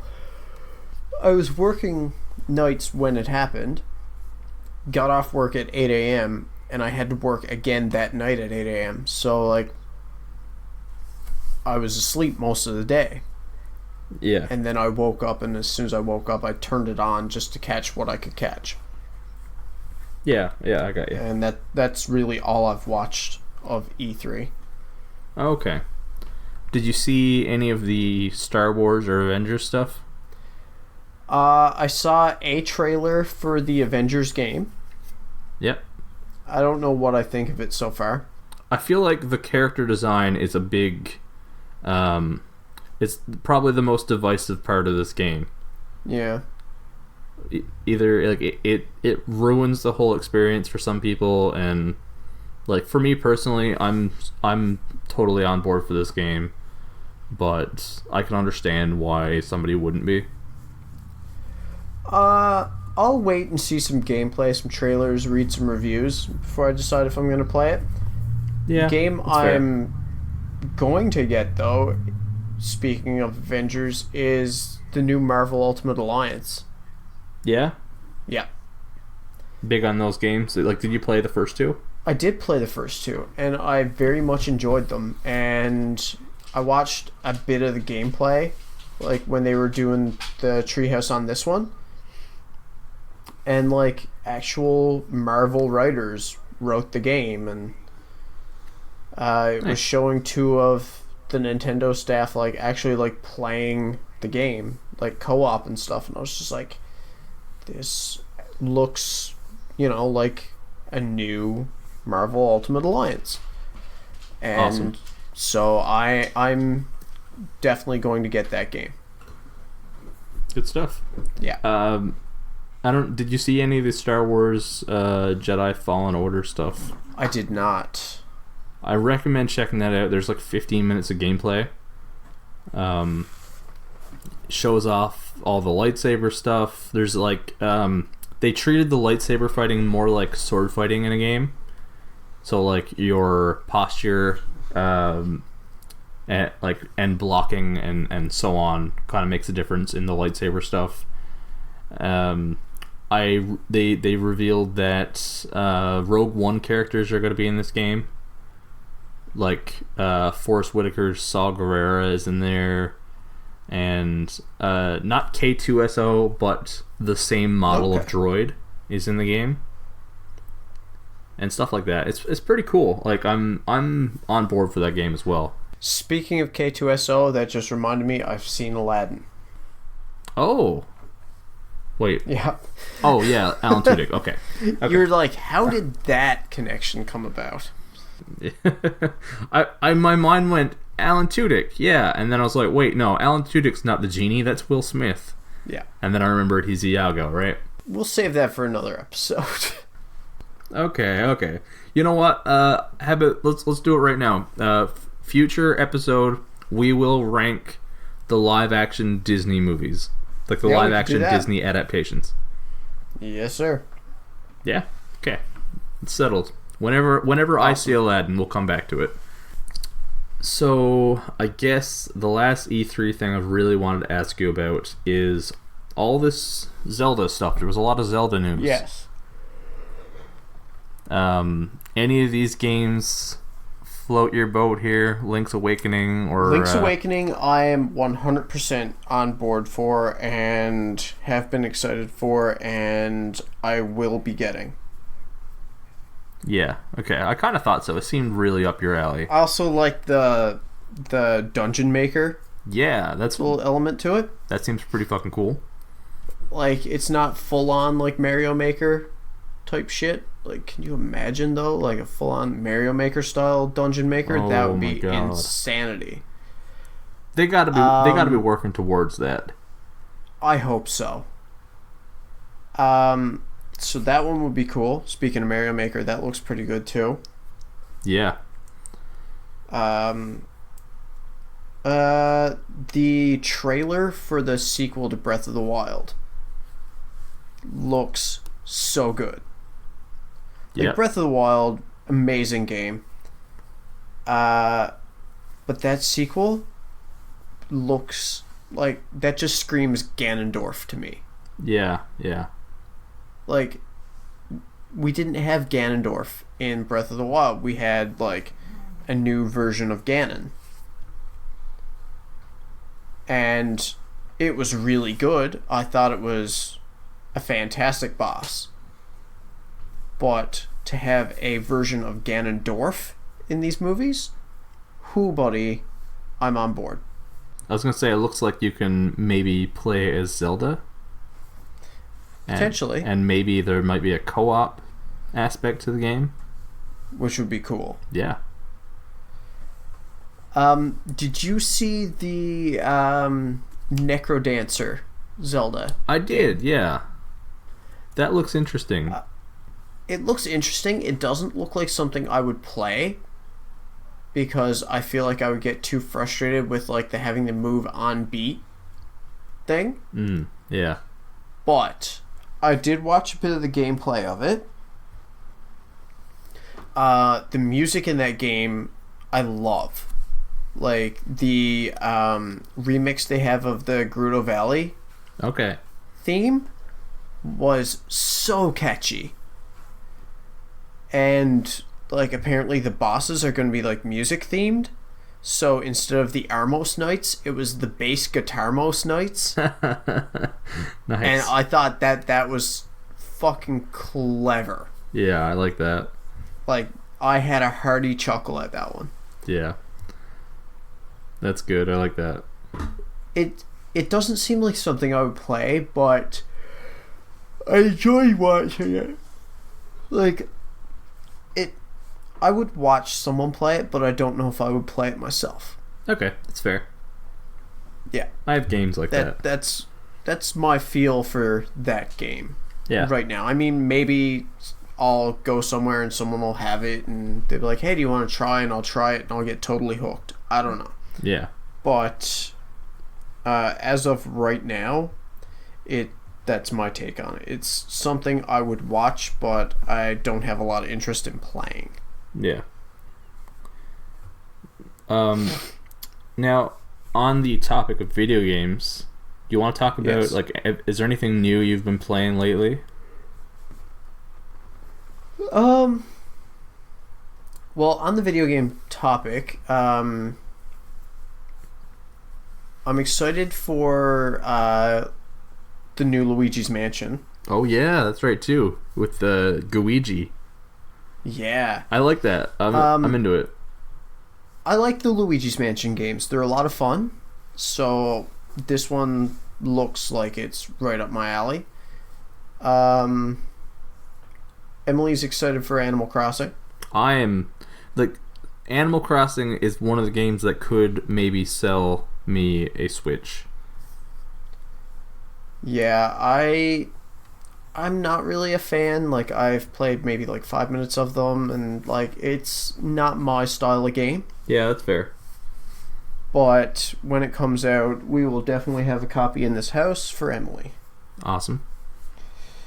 And then, Banjo-Kazooie getting added to Smash. That was cool as fuck. Yep. Forgot about the Smash About Bros. time. Stuff. Yep.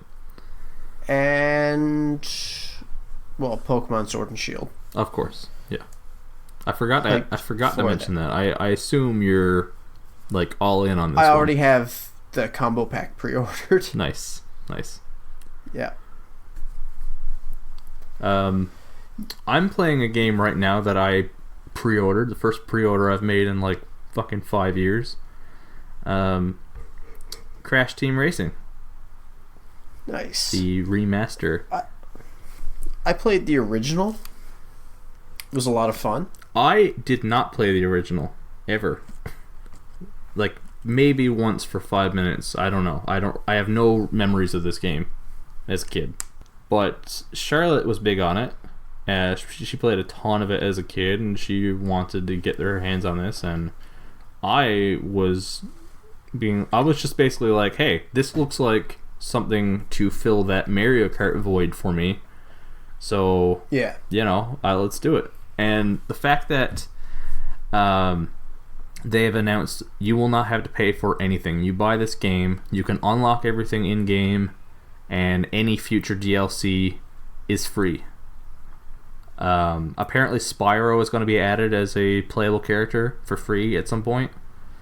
Which is shit. Yeah, right. It's pretty fucking cool. So I've only had this game for a couple days, really. We're recording this on a Tuesday. I got the game on Friday. So I don't have, I have a bit to say, but, it's all kind of tentative. I will say this game has so much in it, because they took all the tracks from Crash Team Racing and added a bunch of tracks from Crash Nitro Kart. So, there are, I think, 28 different tracks you can play on. I don't know how many characters. There's 25 to 30 characters. Every single character has a dozen or so skins you can unlock. There's, I want to guess, maybe 20 different karts. Roughly the same sets of tires for the cars, the paint job, the decals, unlockables all over the place. And game modes, it's the same thing. There's adventure mode, relic race, single race, online, fucking cup mode, battle royale. Oh, sorry, not battle royale, but the battle mode, almost like Mario Kart, There's the game modes are endless. The unlockables are crazy, and it's just really fun. It's the graphics are fantastic.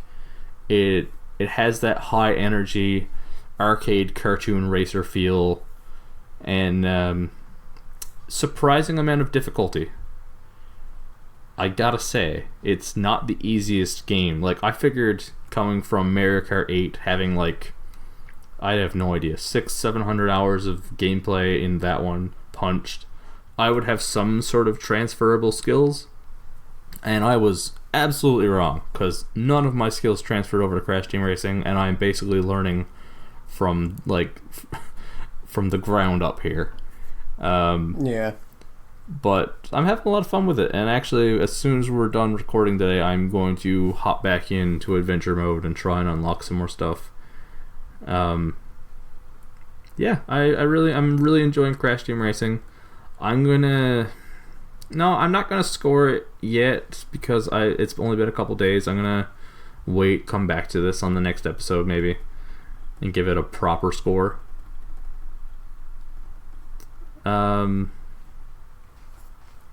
The other game I wanted to talk about, because I've been absolutely addicted to a game that's not even that new. Stardew Valley. Are you familiar Emily played a lot of that. It is so addicting. I love this game. It's not a new game, but you know what? Before I even talk about the game, I'm scoring this thing. This is an 8-slice game for me. This is a full fucking pizza. This is a pizza I'd want to get extras of. I want to come back and order a second pizza. Man, it's just so relaxing. It's nice having a game where like you don't have any kind of end game you're working towards. You don't have to worry about stuff. You can just chill out and plant some crops and go feed your chickens. And I don't know, man. I like when I get off work late at night, I'll come home and I'll sit down and just wind down playing Stardew Valley. And it is the best time I've had with a video game in years. I will mention my farm is called Cash Money Farms. And I have 4 cows named after the immortal characters of Entourage, Vinny, E, Drama, and Turtle. I'm having a lot of fun with naming stuff in that game. Yeah, that's it. I wanted to talk about those 2 games because I actually had video games that I've been playing for once. I'm also playing something that's not that new. I've been practicing a combo randomizer of Link to the Past and Super Metroid. Nice. And I can play me some Link to the Past, but my skills need a lot of sharpening in Super Metroid. Fair enough. So, yeah, that's been a bit of a grind for me to try and... Like, I've been watching, like, people who are much better. Like, I've been watching the tournaments of these randomizers and stuff like that, trying to, like, figure out all the hidden item locations and, like, all the tricks and stuff like that, and then I'll hop into a game and like try some stuff myself. Like it's yeah, there's a bit of a learning curve there. Yeah. Getting better with wall jumps, but still not to the level a lot of these guys are. And yeah. Speaking of the Legend of Zelda randomizers, Summer Games Done Quick is back on. SGDQ is on right now. Is it? Yeah, Sunday, June 23rd until Sunday, June 30th. And shit. Based on our current time, at the time of this recording, Punch-Out is being played. I got a little bit I'm of looking up the schedule right now. The reason I mention it, Legend of Zelda Randomizer comes on at 9:14 tonight. Yeah, I'll be at work. 9:14 Newfoundland time.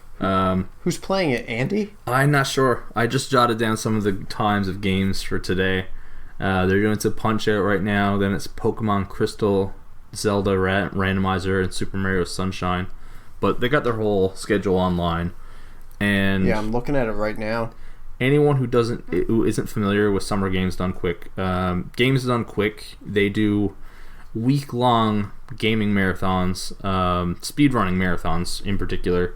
And if I'm not mistaken, it all goes to Doctors Without Borders. I believe so. It has in previous years. Yeah, that was the charity I always associated with them. I could be wrong there, but yeah, go there, check out some speedruns, make some donations, have a look at their schedule. They do a lot. Like Turtles in Time is getting played. Oh, nice. Any percent co-op. Does that mean there's skips and glitches in Turtles in Time that I've never heard of? I have no idea. I'm curious now. When is that? Yeah. I need to watch it. Oh, shit. On Saturday. Oh, there you go. I see it. Link to the Past Super Metroid Combo Randomizer being run by Andy and Ivan, 2 of the best guys at these games. Nice. Like, I follow Andy on Twitch, and like pretty much every tournament of the combo or just Link to the Past, Andy is in the top 2. Nice. Like, the dude is ridiculously good at these games, but like every day I'm just getting notifications from Twitch being like, Andy is playing Link to the Past. Andy is playing Link to the Past. Yeah, like the dude is so good. Well, I know what I'm doing when we stop recording now. Yeah. If I had noticed that one there, that would have obviously been the one I mentioned. But yeah, if you want to go check out that stuff, you can find them on Twitch, or you can go over to gamesdonequick.com and make a donation. Yep. Yeah. And it goes towards a good cause, of course. So, Hell yeah, it does. we're almost 2 months late. Do you want to talk about Avengers Endgame finally? Sure. How we go? Should we do a spoiler-free section? I don't even know anymore. I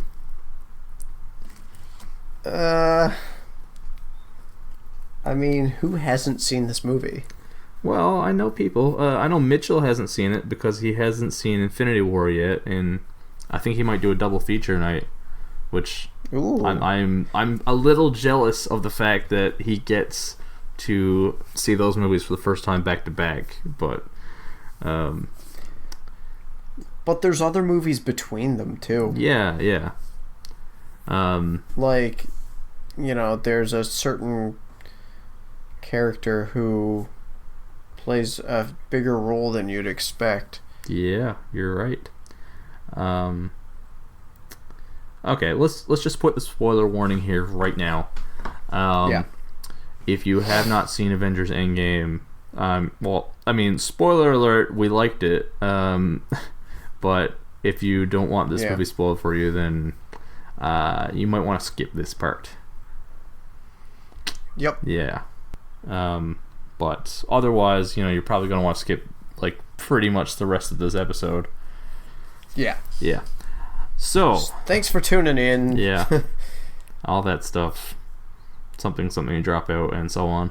Yeah. We'll catch you on the next one. So, Endgame. Where do you even start with this movie? It was the culmination of 11 years of movies. The biggest interconnected, the biggest film event in history, pretty much. And I think it landed real well. It stuck the landing here. Yeah, it stuck the superhero landing. Yeah, exactly. I don't even know where to get started on this movie. You got to see it a few times, right? I've seen it 3 times in theaters. I saw it the once, and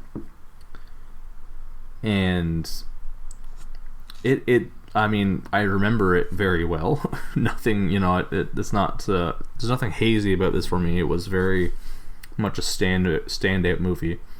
And I've said in the past that I'm more of the I like the standalone Marvel movies a little better than the team up ones.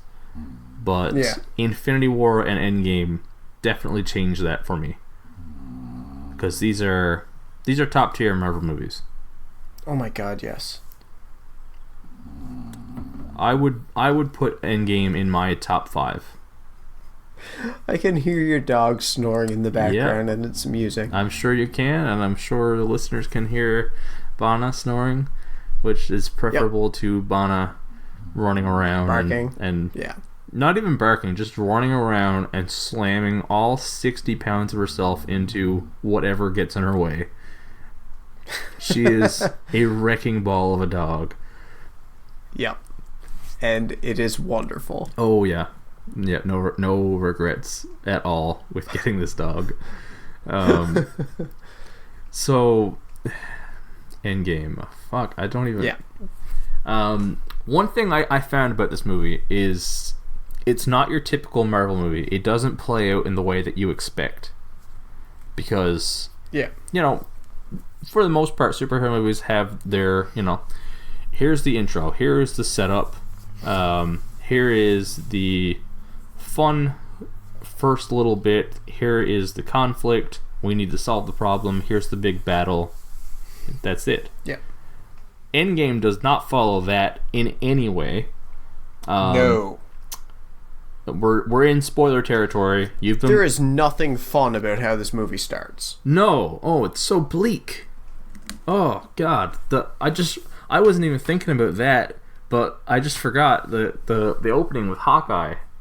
Holy shit!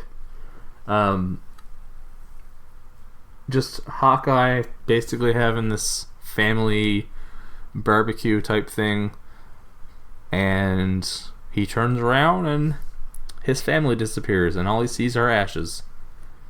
Yep. Fucking cold open. I have shivers just thinking about that. Yeah. Like, as soon as, like, the first time I saw the movie, as soon as I realized what was about to happen, like, I started welling up. Mm-hmm. Like, oh, buddy. It's an emotional movie. It's a very, very emotional movie. But, like, not just with the opening, but, I mean, again, spoiler territory. You've been warned if you don't want to hear this. Thanos is decapitated 20 minutes in. That happens. That's not the direction you expect. And then the rest of the movie is them trying to bring back the people they've lost through use of time travel, which is a that arc of a movie, that specific emotional cold open, very emotional sad movie in times, with the big enemy being killed early on and then time travel. Like, I don't think that's ever been done before. I don't think so, no. I can't think of a movie that's even vaguely like this. Nope. But yeah, Hawkeye gets... This is probably the best Hawkeye movie in all of the MCU. Because Hawkeye really gets a time to shine here. And Ant-Man. And Ant-Man, yes. Like, if... There's my problem with watching these two movies back-to-back for the first time. If you haven't seen Ant-Man and the Wasp... Yeah. Like, that fills in a gap there. It does. Yeah, it's... And I was thinking about that. I was trying to narrow down, like, what movies should you see before you see Endgame. And it's really hard to pick and choose because Endgame ties up loose ends from almost every Marvel movie. Yes. Even Thor: The Dark World is essential viewing before Endgame. Yes. That's mind-blowing. I never expected I would call that movie essential in any way. No, me either. Yeah. Thor. We should talk about Thor. Yeah. So, I got into some Twitter arguments with people over the whole Thor thing.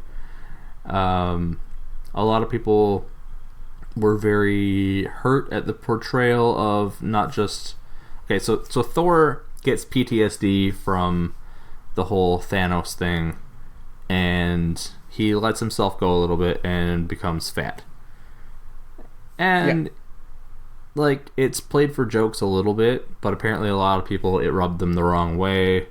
They thought it was insensitive. They thought it was, whatever, this and that.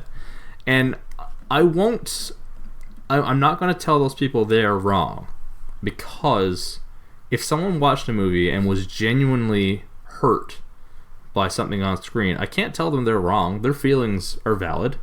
Yep. They felt that way. But I do disagree. Personally, I thought, as a fat man myself, I thought it was... On Batman? I wish. I really enjoyed how they did this.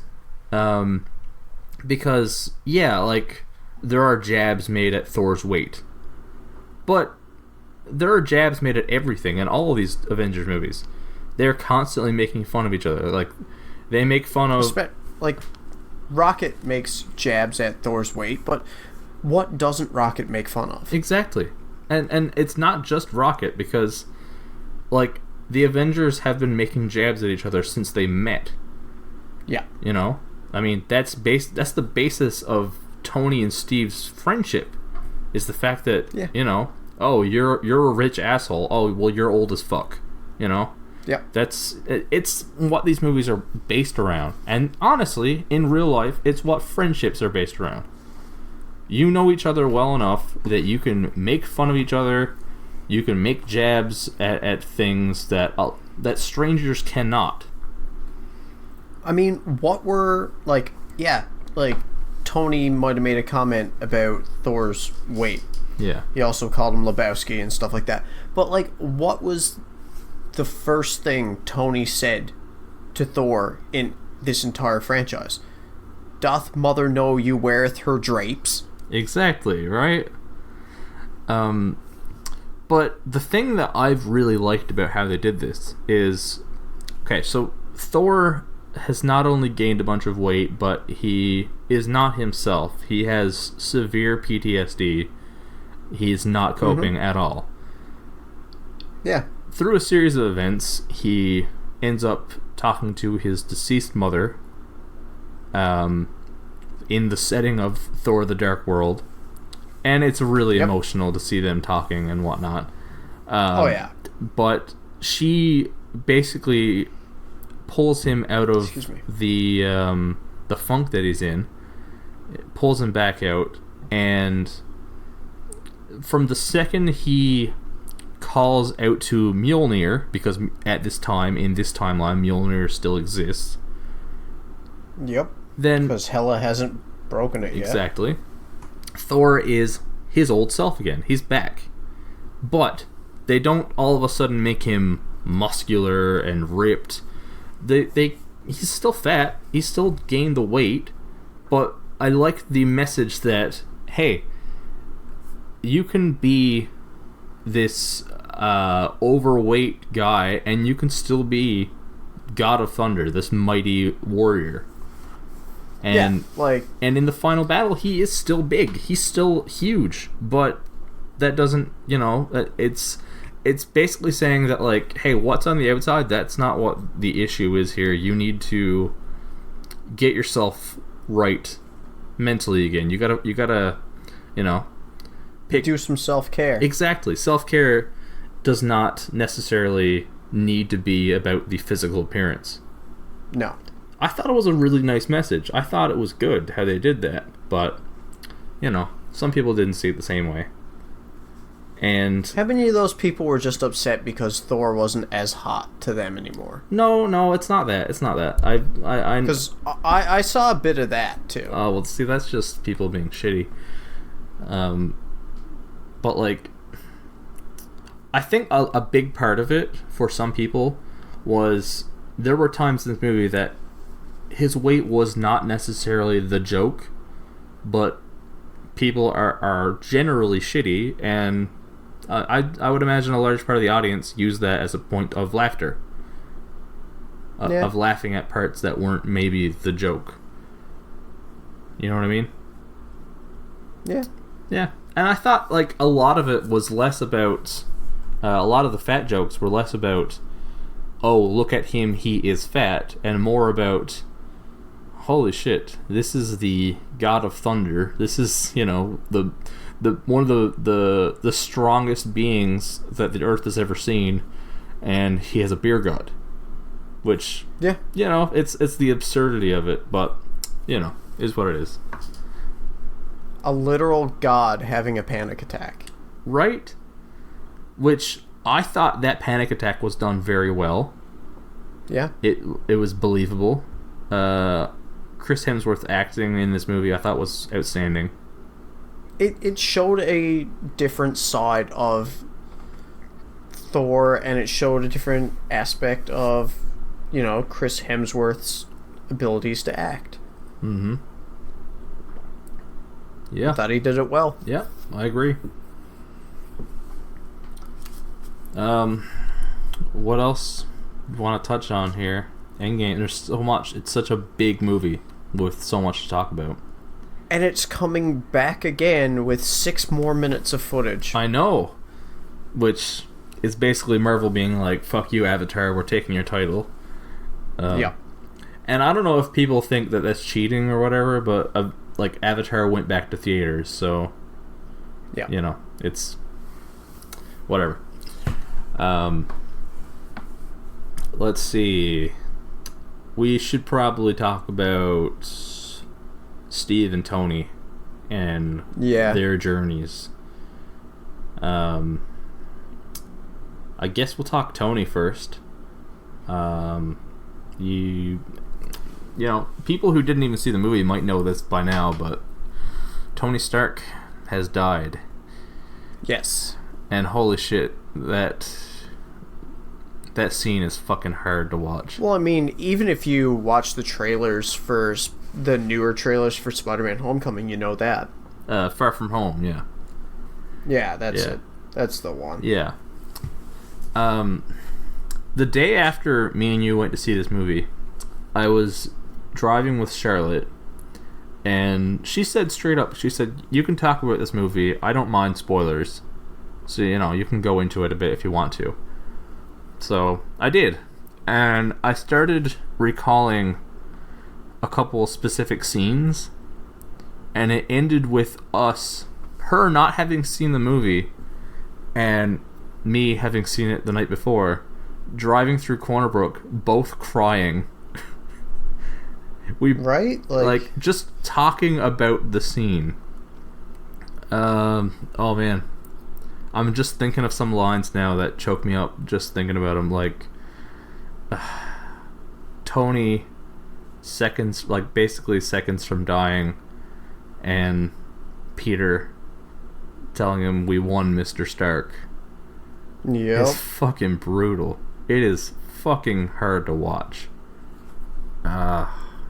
Incredibly. And the whole funeral scene, all of it. It's just one of the more emotional scenes that I've seen on film.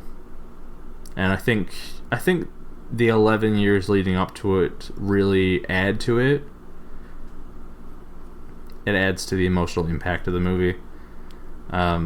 Definitely does. Man. You know what? Fuck. I'm all over the place here because there's just so much to say.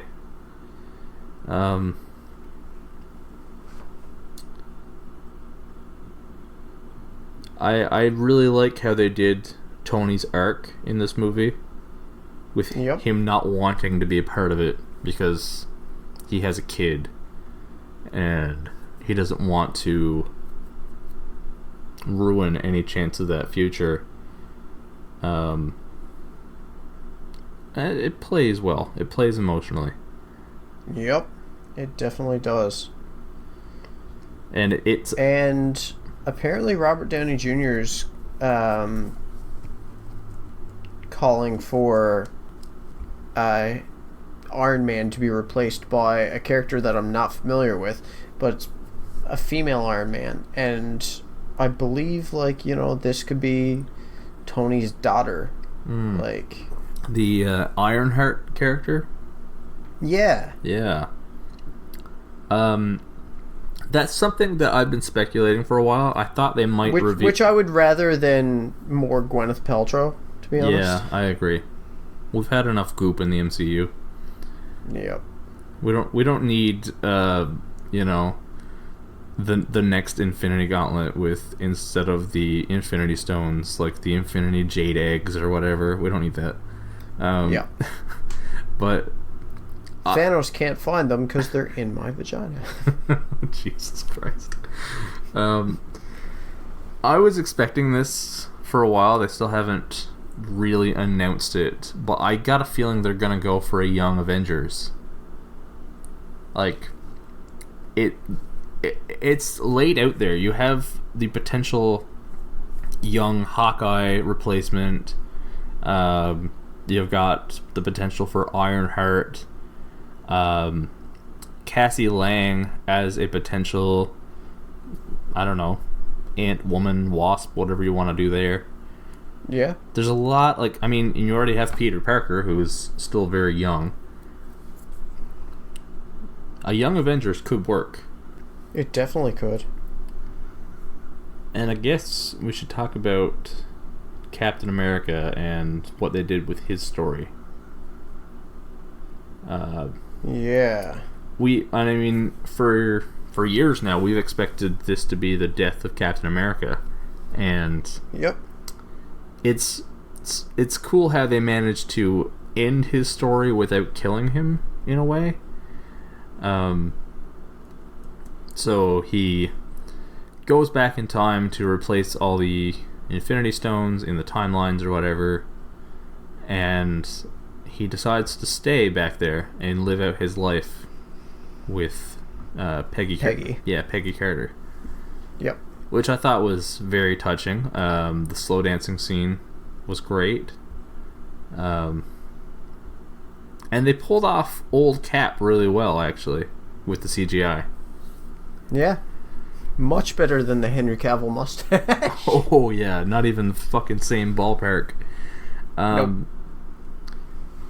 But, see, when I, like, days after the movie, I was thinking about it, and the Captain America ending started to play on my mind, like, how does that work timeline-wise? Because the way they do time travel in this movie is very different from every other time travel movie. Yes. I mean, time travel rules are anything you change in the past will affect the outcome of the future. So don't mess with the past, right? I mean, that's, time travel 101. Yep. This one doesn't play like that at all. It's instead, the future does not change ever, but different timelines can be created through changes. Yeah. So in that regard, they created a fuck ton of timelines. Yes. Because they went back to the original Avengers movie and they fucked up everything in New York. Like, yeah. Loki escapes with the fucking Tesseract. Captain America fights himself. It goes to absolute shit. Yep. And I feel like this is going to be the future of the MCU now, because there are consequences for fucking this up. As the Ancient One talked about in Endgame. Ancient One, is that right? Yeah. Tilda Swinton's character from Doctor Strange. She makes a little cameo there, and she's explaining to Bruce about all the darkness that could prey on these timelines that are created and whatnot. So she faced down the Hulk and slapped the banner out of him. Yes, and that was pretty awesome. It was. But yeah, I feel like that's gonna be like at first I didn't understand how Steve could be back in this timeline and whatever, but the answer is, and even according to the Russos, that, well, obviously he found an alternate method of time travel at some point, because he could not have gone back to those timelines and then gotten back to the future in this timeline without using that same platform, that same teleporter, whatever you want to call it. Yep. So who knows exactly what happened there. I don't know. Maybe the time stone had something to do with it. Yeah, maybe. I don't know. I wonder when we're going to find out about Steve's journeys through time, if we ever do. My biggest thing with curiosity about him returning the stones to where they came from, Soul Stone. Yeah. Not so much like him, partially how he gave it back, because it trades life for life, like a soul for a soul, but who he had to run into when he was dropping it off. So the question there now is, if in order to get the Soul Stone you have to make a sacrifice, yes, does giving it back free a soul? I would say yes, and I think the Red Skull uses that. Like, he tricks Steve, and that's how we get Red Skull back. Yeah, I think so too. I mean, because he's the only living being in that area as well. Like, he's really the only soul that could be freed. And, I mean, Gamora's already been, retconned. Yeah. I like what they did there, because her death still happened. Yep. They didn't change that, but we still have Zoe Saldana playing Gamora in the current timeline. It's just, she doesn't... But she has so much to relearn about her relationship with all these other characters. Yeah, because she doesn't really know any of them. No. Which is also heartbreaking, in a way. Yeah. Yeah, and I mean, we have that Black Widow movie coming up, but again, spoiler alert here, Black Widow dies in this movie. Yep. Which adds to Hawkeye's story too, because he feels that he should have been the one. Yep. Well, when he jumped off that cliff, I thought he was done. Yeah. Like, the way they did that scene, like, you were like, oh, Clint's gonna go. No, Natasha's gonna go. No, oh, Clint's dead. Oh, no, Natasha got him, and no, she's gone. Yeah. They did a good job with that scene, I gotta say. Yeah. Just, like, the angle they shot it from when he jumped, too, and just, like, the slow-mo, you're just, like, it made it seem like that was it for him. Yeah. Man. We could talk about this movie all fucking day. Oh my god, yes. I like the way this movie... If I had the option, I would go see it again right now. Yeah, and I'd be there with you, man. I like the way this movie set up the future of the MCU. Yep. Because you have... well, for starters, if we don't get another TV show or movie with Hawkeye as Ronin ever again, I will be very disappointed, because that is something I want now. Yeah. But we get to see Cap hand a shield over to Sam. Sam's the new Captain America. Yep. We get to see Valkyrie take over as a leader of the Asgardians. Thor joining the Guardians of the Galaxy. The Asgardians of the Galaxy. Yes, exactly.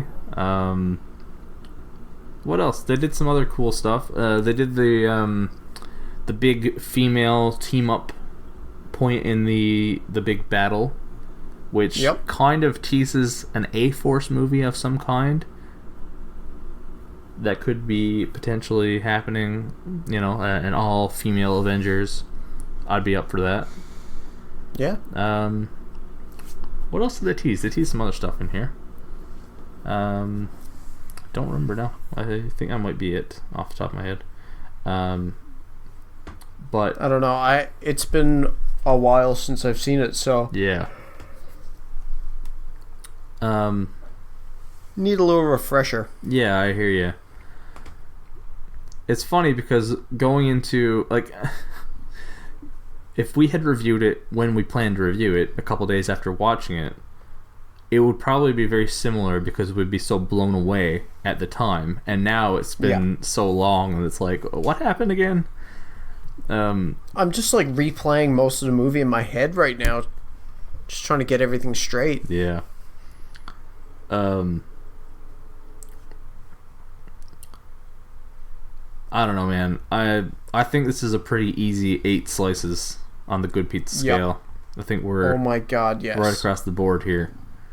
Yep. Yeah, it's going to be hard pressed for this not to be one of my top movies of the year. I can't really think of anything I would have had them do different. No, I agree. Like, there is that nagging part of my mind that wishes they had the time travel rules, but that's just because I'm a time travel junkie and I want I want to be a time travel stickler. But I kind of like that they did something different. They invented their own thing, which is cool. Yeah, and they actually like name dropped a bunch of time travel movies and stuff, and they were like, nope, they got it wrong. Yeah, exactly.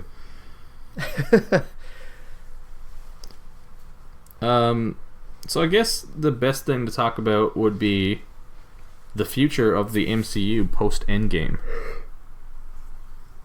Yes. Because they've released, they have the release dates announced for the next 3 years, but none of the movies past Spider-Man: Far From Home are announced, which is the first time we've had this in a while. Let me see. We have 2 Marvel movies coming out next year, 3 in 2021 and 3 in 2022. We know that the Eternals movie is in the works with Angelina Jolie, Kumail Nanjiani, and Richard Madden from Game of Thrones. There's a Black Widow movie which is rumored to it's rumored to introduce a new Black Widow, Yelena Belova, who might take over the title of Black Widow. Nice. And Florence, I don't know how to pronounce her name. Florence Pugh, I don't know, Pugh. She's apparently going to be in this movie playing Yelena. She was in Fighting With My Family. What else is she in? Outlaw King. She's in a couple movies. I've seen her in a little bit. She's pretty good. Nice. But chances are she's also in this movie, Midsommar. Oh my god, I am dying to see Midsommar. I haven't seen anything about it yet, other than Jordan Peele saying how great this movie is. Yes, I saw that today too. And I'm going to be in St. John's the week after this comes out, so I'm trying to convince Charlotte to go see it. Yeah. It's one of those things where, like, did you ever watch Hereditary after? I have not, no. It's the same director. And he's really good at making everyone watching feel as uncomfortable as possible. So it's this thing where, like, I'm dying to see the movie, and Charlotte is too, but if we go to a movie theater where we can't look away or escape this, is this going to be like a very awful 2 hours? You know? Yeah. Man, Hereditary is fucking hard to watch. It's a really good movie, but it's so hard to watch. But that's what they were going for. Oh yeah, absolutely. You know what I mean? Like, if you're watching the movie at home, you can pause, take a breather, you know, look away for a second, refresh yourself. But in a movie theater, there's no escaping, right? Yeah. I kind of like watching horror movies in the comfort of my own home. Me too. There's something about it. Like, I watched Get Out at home, I watched Hereditary at home, I watched Us at home, which I fucking loved. Oh my god, it was so good. That's something we'll be talking about on a later episode for sure. Yep. But yeah, like, in terms of upcoming Marvel movies that could be these release dates, like Doctor Strange 2, Black Panther 2, Captain Marvel 2, Ant-Man 3, Spider-Man 3, and Guardians of the Galaxy 3 are all obviously coming at some point. Yep. But they have Black Widow, the Eternals, and Shang-Chi are all in the works. They have the rights for Fantastic Four and the X-Men now. And there are rumors about a Nova movie happening. Which would be great. Yeah. Word is actually that Nova and Adam Warlock and Beta Ray Bill will all show up in Guardians 3. Which would be amazing. Oh, and Yep. Quasar as well. But the other rumor that I really like is that Guardians of the Galaxy 3, with Thor appearing, is going to lead to a Thor 4 happening. Because Chris Hemsworth and Taika Waititi both really want to make another Thor movie. So if you get Beta Ray Bill introduced in Guardians 3, and then maybe you have a Thor Beta Ray Bill team-up movie, I'm getting excited about all these potential Marvel movies. I can't wait for them to just announce what they're doing. I know. And then there's the Keanu Reeves apparently has met with Marvel. Did you hear this? Yeah. I did.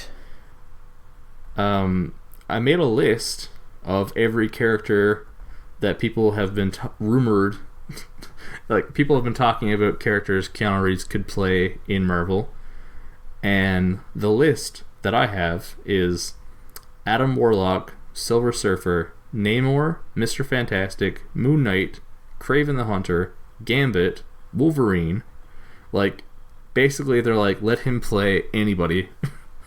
Some of those I don't want Keanu Reeves as. Yeah. Like Wolverine. Yeah, I'm not totally sold on that one either. Mr. Fantastic, I can see. Yep. Kraven is a maybe. I kind of like the Kraven one. Yep. Namor, not really. No. Adam Warlock, potentially. But I kind of like him for Moon Knight. That'd be fun. It would be. I'd love to see Moon Knight in the MCU. Not Gambit or Wolverine, though. No, it doesn't seem right. No. But and not Namor. But apparently the word is from Marvel that they basically contact Keanu every time they're making a movie to see if something works. Because they're both sides want this to work. They're just trying to find the right character. Yeah. And he almost was in Captain Marvel apparently, as before Jude Law was on. Well, I'm glad he wasn't in that movie, just because I think Jude Law was the right choice for that. I agree. I really like Jude Law in that movie. I did too. Plus, like, if Keanu Reeves is going to be in the MCU, I want him to play the right character. And I want him to play a character that's going to stick around. Yes. I want him for at least, 2-3 movies, right? Exactly. Spoiler alert for Captain Marvel, I guess, but... Yeah. Yeah, I'm really excited to see that. And apparently they're trying to get him in the Eternals for something. I'm not sure who he would play there, because I don't really know the Eternals, but... Yeah. It remains to be seen. Yeah, I think that about wraps our episode. I think we've maybe talked about everything we missed in the last 2 months. Or at least... for the most part. A good chunk of it. Yeah. We're only 3 hours in here. So, I honestly shorter than I expected somehow. I expected we were going to go 3.5 on this.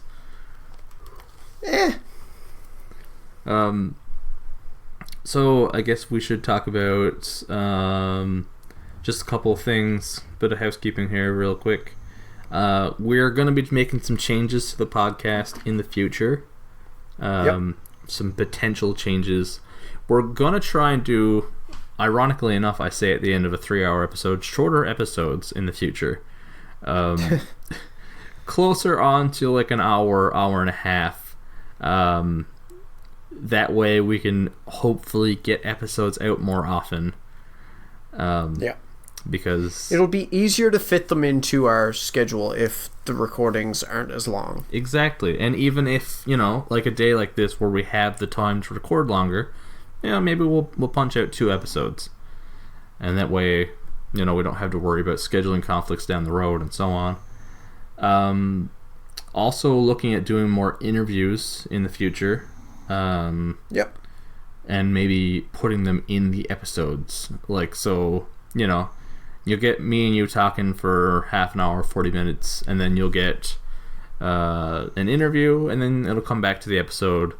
And so we might fool around with the layout of the podcast a little bit, but it's gonna be it's gonna be the same old shit. We're gonna be geeking out, and we're gonna be fucking around. That's basically nerding out with our birds out. Nerd out with your bird out, man. That's got to be on a t-shirt. Yep. Yep. And you're looking at maybe getting back into the Twitch, YouTube stuff a little bit? Yeah, trying to cut back on just the general social media scrolling that consumes so much of my time, and just like trying to just be overall more productive, like hit the gym more frequently, if I meal prep, that's going to save me so much time, and if I cut back on social media scrolling, it's going to save me so much time. Yeah. And I was looking at what I can do with this time, and I was just like, that'll allow me to stream more, like if I'm playing games anyway, like why not stream? True. Yeah. Like you don't have to be good, like just stream playing the game, and if you're bad at it, you're bad at it, and just be honest about it. Be like, hey, I'm not the best in the world, I'm just trying to be entertaining. Yeah, exactly. So, I mean, by meal prepping and that, go to the gym for an hour a day, and the rest of the day, like, if I'm not working, then I have time to stream. I have time, stay on top of the housework so it doesn't pile up, so I don't have to, like, spend a great amount of time on my days off picking away at it, and then I'll have more time to, if I do a little bit of housework every day, then I don't have to do a lot of housework on my days off.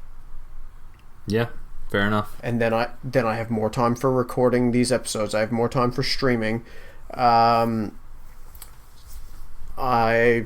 can work on stuff for YouTube that I've been talking about doing for a long time, and I still haven't really got around to yet, just because it's just like, fuck, like, where is the time for it? Oh yeah, the time is scrolling through Facebook endlessly. Yeah, I absolutely hear you there, man. It's a problem I feel like a lot of us don't want to admit we have. Just the endless, like, status updates and pictures and nonsense. Like, you read, like you see someone getting in a debate, and then, like, even if you don't get involved yourself, you read the comments, and then, like, you scroll through a bunch of stuff, and then by the time you refresh, there's, like, 4 new comments on it, so you read those, and, like, someone is trying to prove their side in the debate by posting an article, so then you're clicking on the article and reading that to see if you agree or disagree, and it's very time consuming. Yeah, it is. Yeah. And it's a problem I have that I recognize that I do not like, so I'm going to try and do something about it. Good on you. Yeah, man. Plus, I mean, if it lets me be more productive, then fuck yeah, because that's something I don't know, I get down on myself sometimes because I'm not being as productive as I want to be, and I know I could be, because I'm just doing something as simple as scrolling and scrolling and scrolling and scrolling and scrolling. Yeah, it happens, man. Yeah, so here's to new and more productive things from this channel. Yeah, fair enough. Let's try and keep on a schedule here. We'll try and be back on time. And based on the upcoming events we have here, the next episode could have a Stranger Things review. I think that's pretty likely. Depending on when we record and who gets to see what, maybe reviews of Midsummer or Spider-Man Far From Home, or... Fuck yeah. I was just looking at my work schedule. Yep. While we were talking, like, when Spider-Man Far From Home came up, I just looked up, like, because I was like, yeah, that comes out real soon. And I looked it up, and the weekend it hits theaters, I'm off. So I'm just crossing my fingers, hoping that we get it here. Yeah. Because, like, I'm off, like, 3 days straight, and I'm like, I would really like to see that movie, and I don't really want to have to drive to St. John's to do it. Yeah, I hear you there, man. I would much rather be able to go to that movie Friday night and then like maybe go visit my parents for like Saturday and Sunday or something like that. Yeah. I'm gonna be in St. John's for a couple of days mid-July. I think you're going there like a week after. I'm gonna get there on the 14th. Yeah, it comes out the weekend before that. Yeah. And I know for a fact I have time for one movie. I don't know if I have time for 2 movies while I'm there, because we have the dog with us, so we need someone to watch the dog, and so on. So trying to decide between Spider-Man Far From Home, Midsummer, and Child's Play, and that's not even mentioning Toy Story 4, or if Godzilla is still in theaters or whatever. Like, trying to decide on a movie is going to be a hard decision to make. Yeah, for true though. I might go with whatever's newest, just because that's less of a weight on home video. But leaning towards Spider-Man and Midsummer, although Child's Play looks really fucking good too. A lot of good movies, and unfortunately I am there a couple of days before Lion King and about a week and a half before the new Tarantino movie, so I'll miss both those. But yeah, hear more about that stuff on our next episode, which will not be 2 months from now. Yeah. Hopefully. Jesus, we can't keep doing that, because not at all. All of our episodes are going to be over 3 hours long because we have to catch up on 2 months of shit every time. So thanks for tuning in. Thanks for being patient with us as we work on getting our schedules somewhat in line. I know this has happened a couple times in the past, but never for this long. No. Somehow still, even though it's been so long since we recorded this, we're having our best month ever for downloads and listens. Like, well, that's because you and Mitchell have kept up with Final Form and you doing your E3 reviews and stuff like that. Podcoin helps too. It does. Yeah, we've been trying to keep the channel as busy as possible. Especially where I knew you were going to be out of the province for 2 weeks there. You know, I had to try and keep things going a little bit. But, yeah, thanks for listening, and thanks for being patient. We will try and be on top of shit a little more. And maybe in the future, we'll spend more time on getting back to basics with rankings and lists and that kind of thing over news. Because, it's fun to get back to that stuff. It is. So if you want to check out other episodes of Jedi Dropouts, Final Form, or my entire E3 press conference review series, that's all over at www.jedidropouts.podbean.com, or wherever you listen to your podcasts. And thank you for dropping by. Something, drop out. Later. Peace.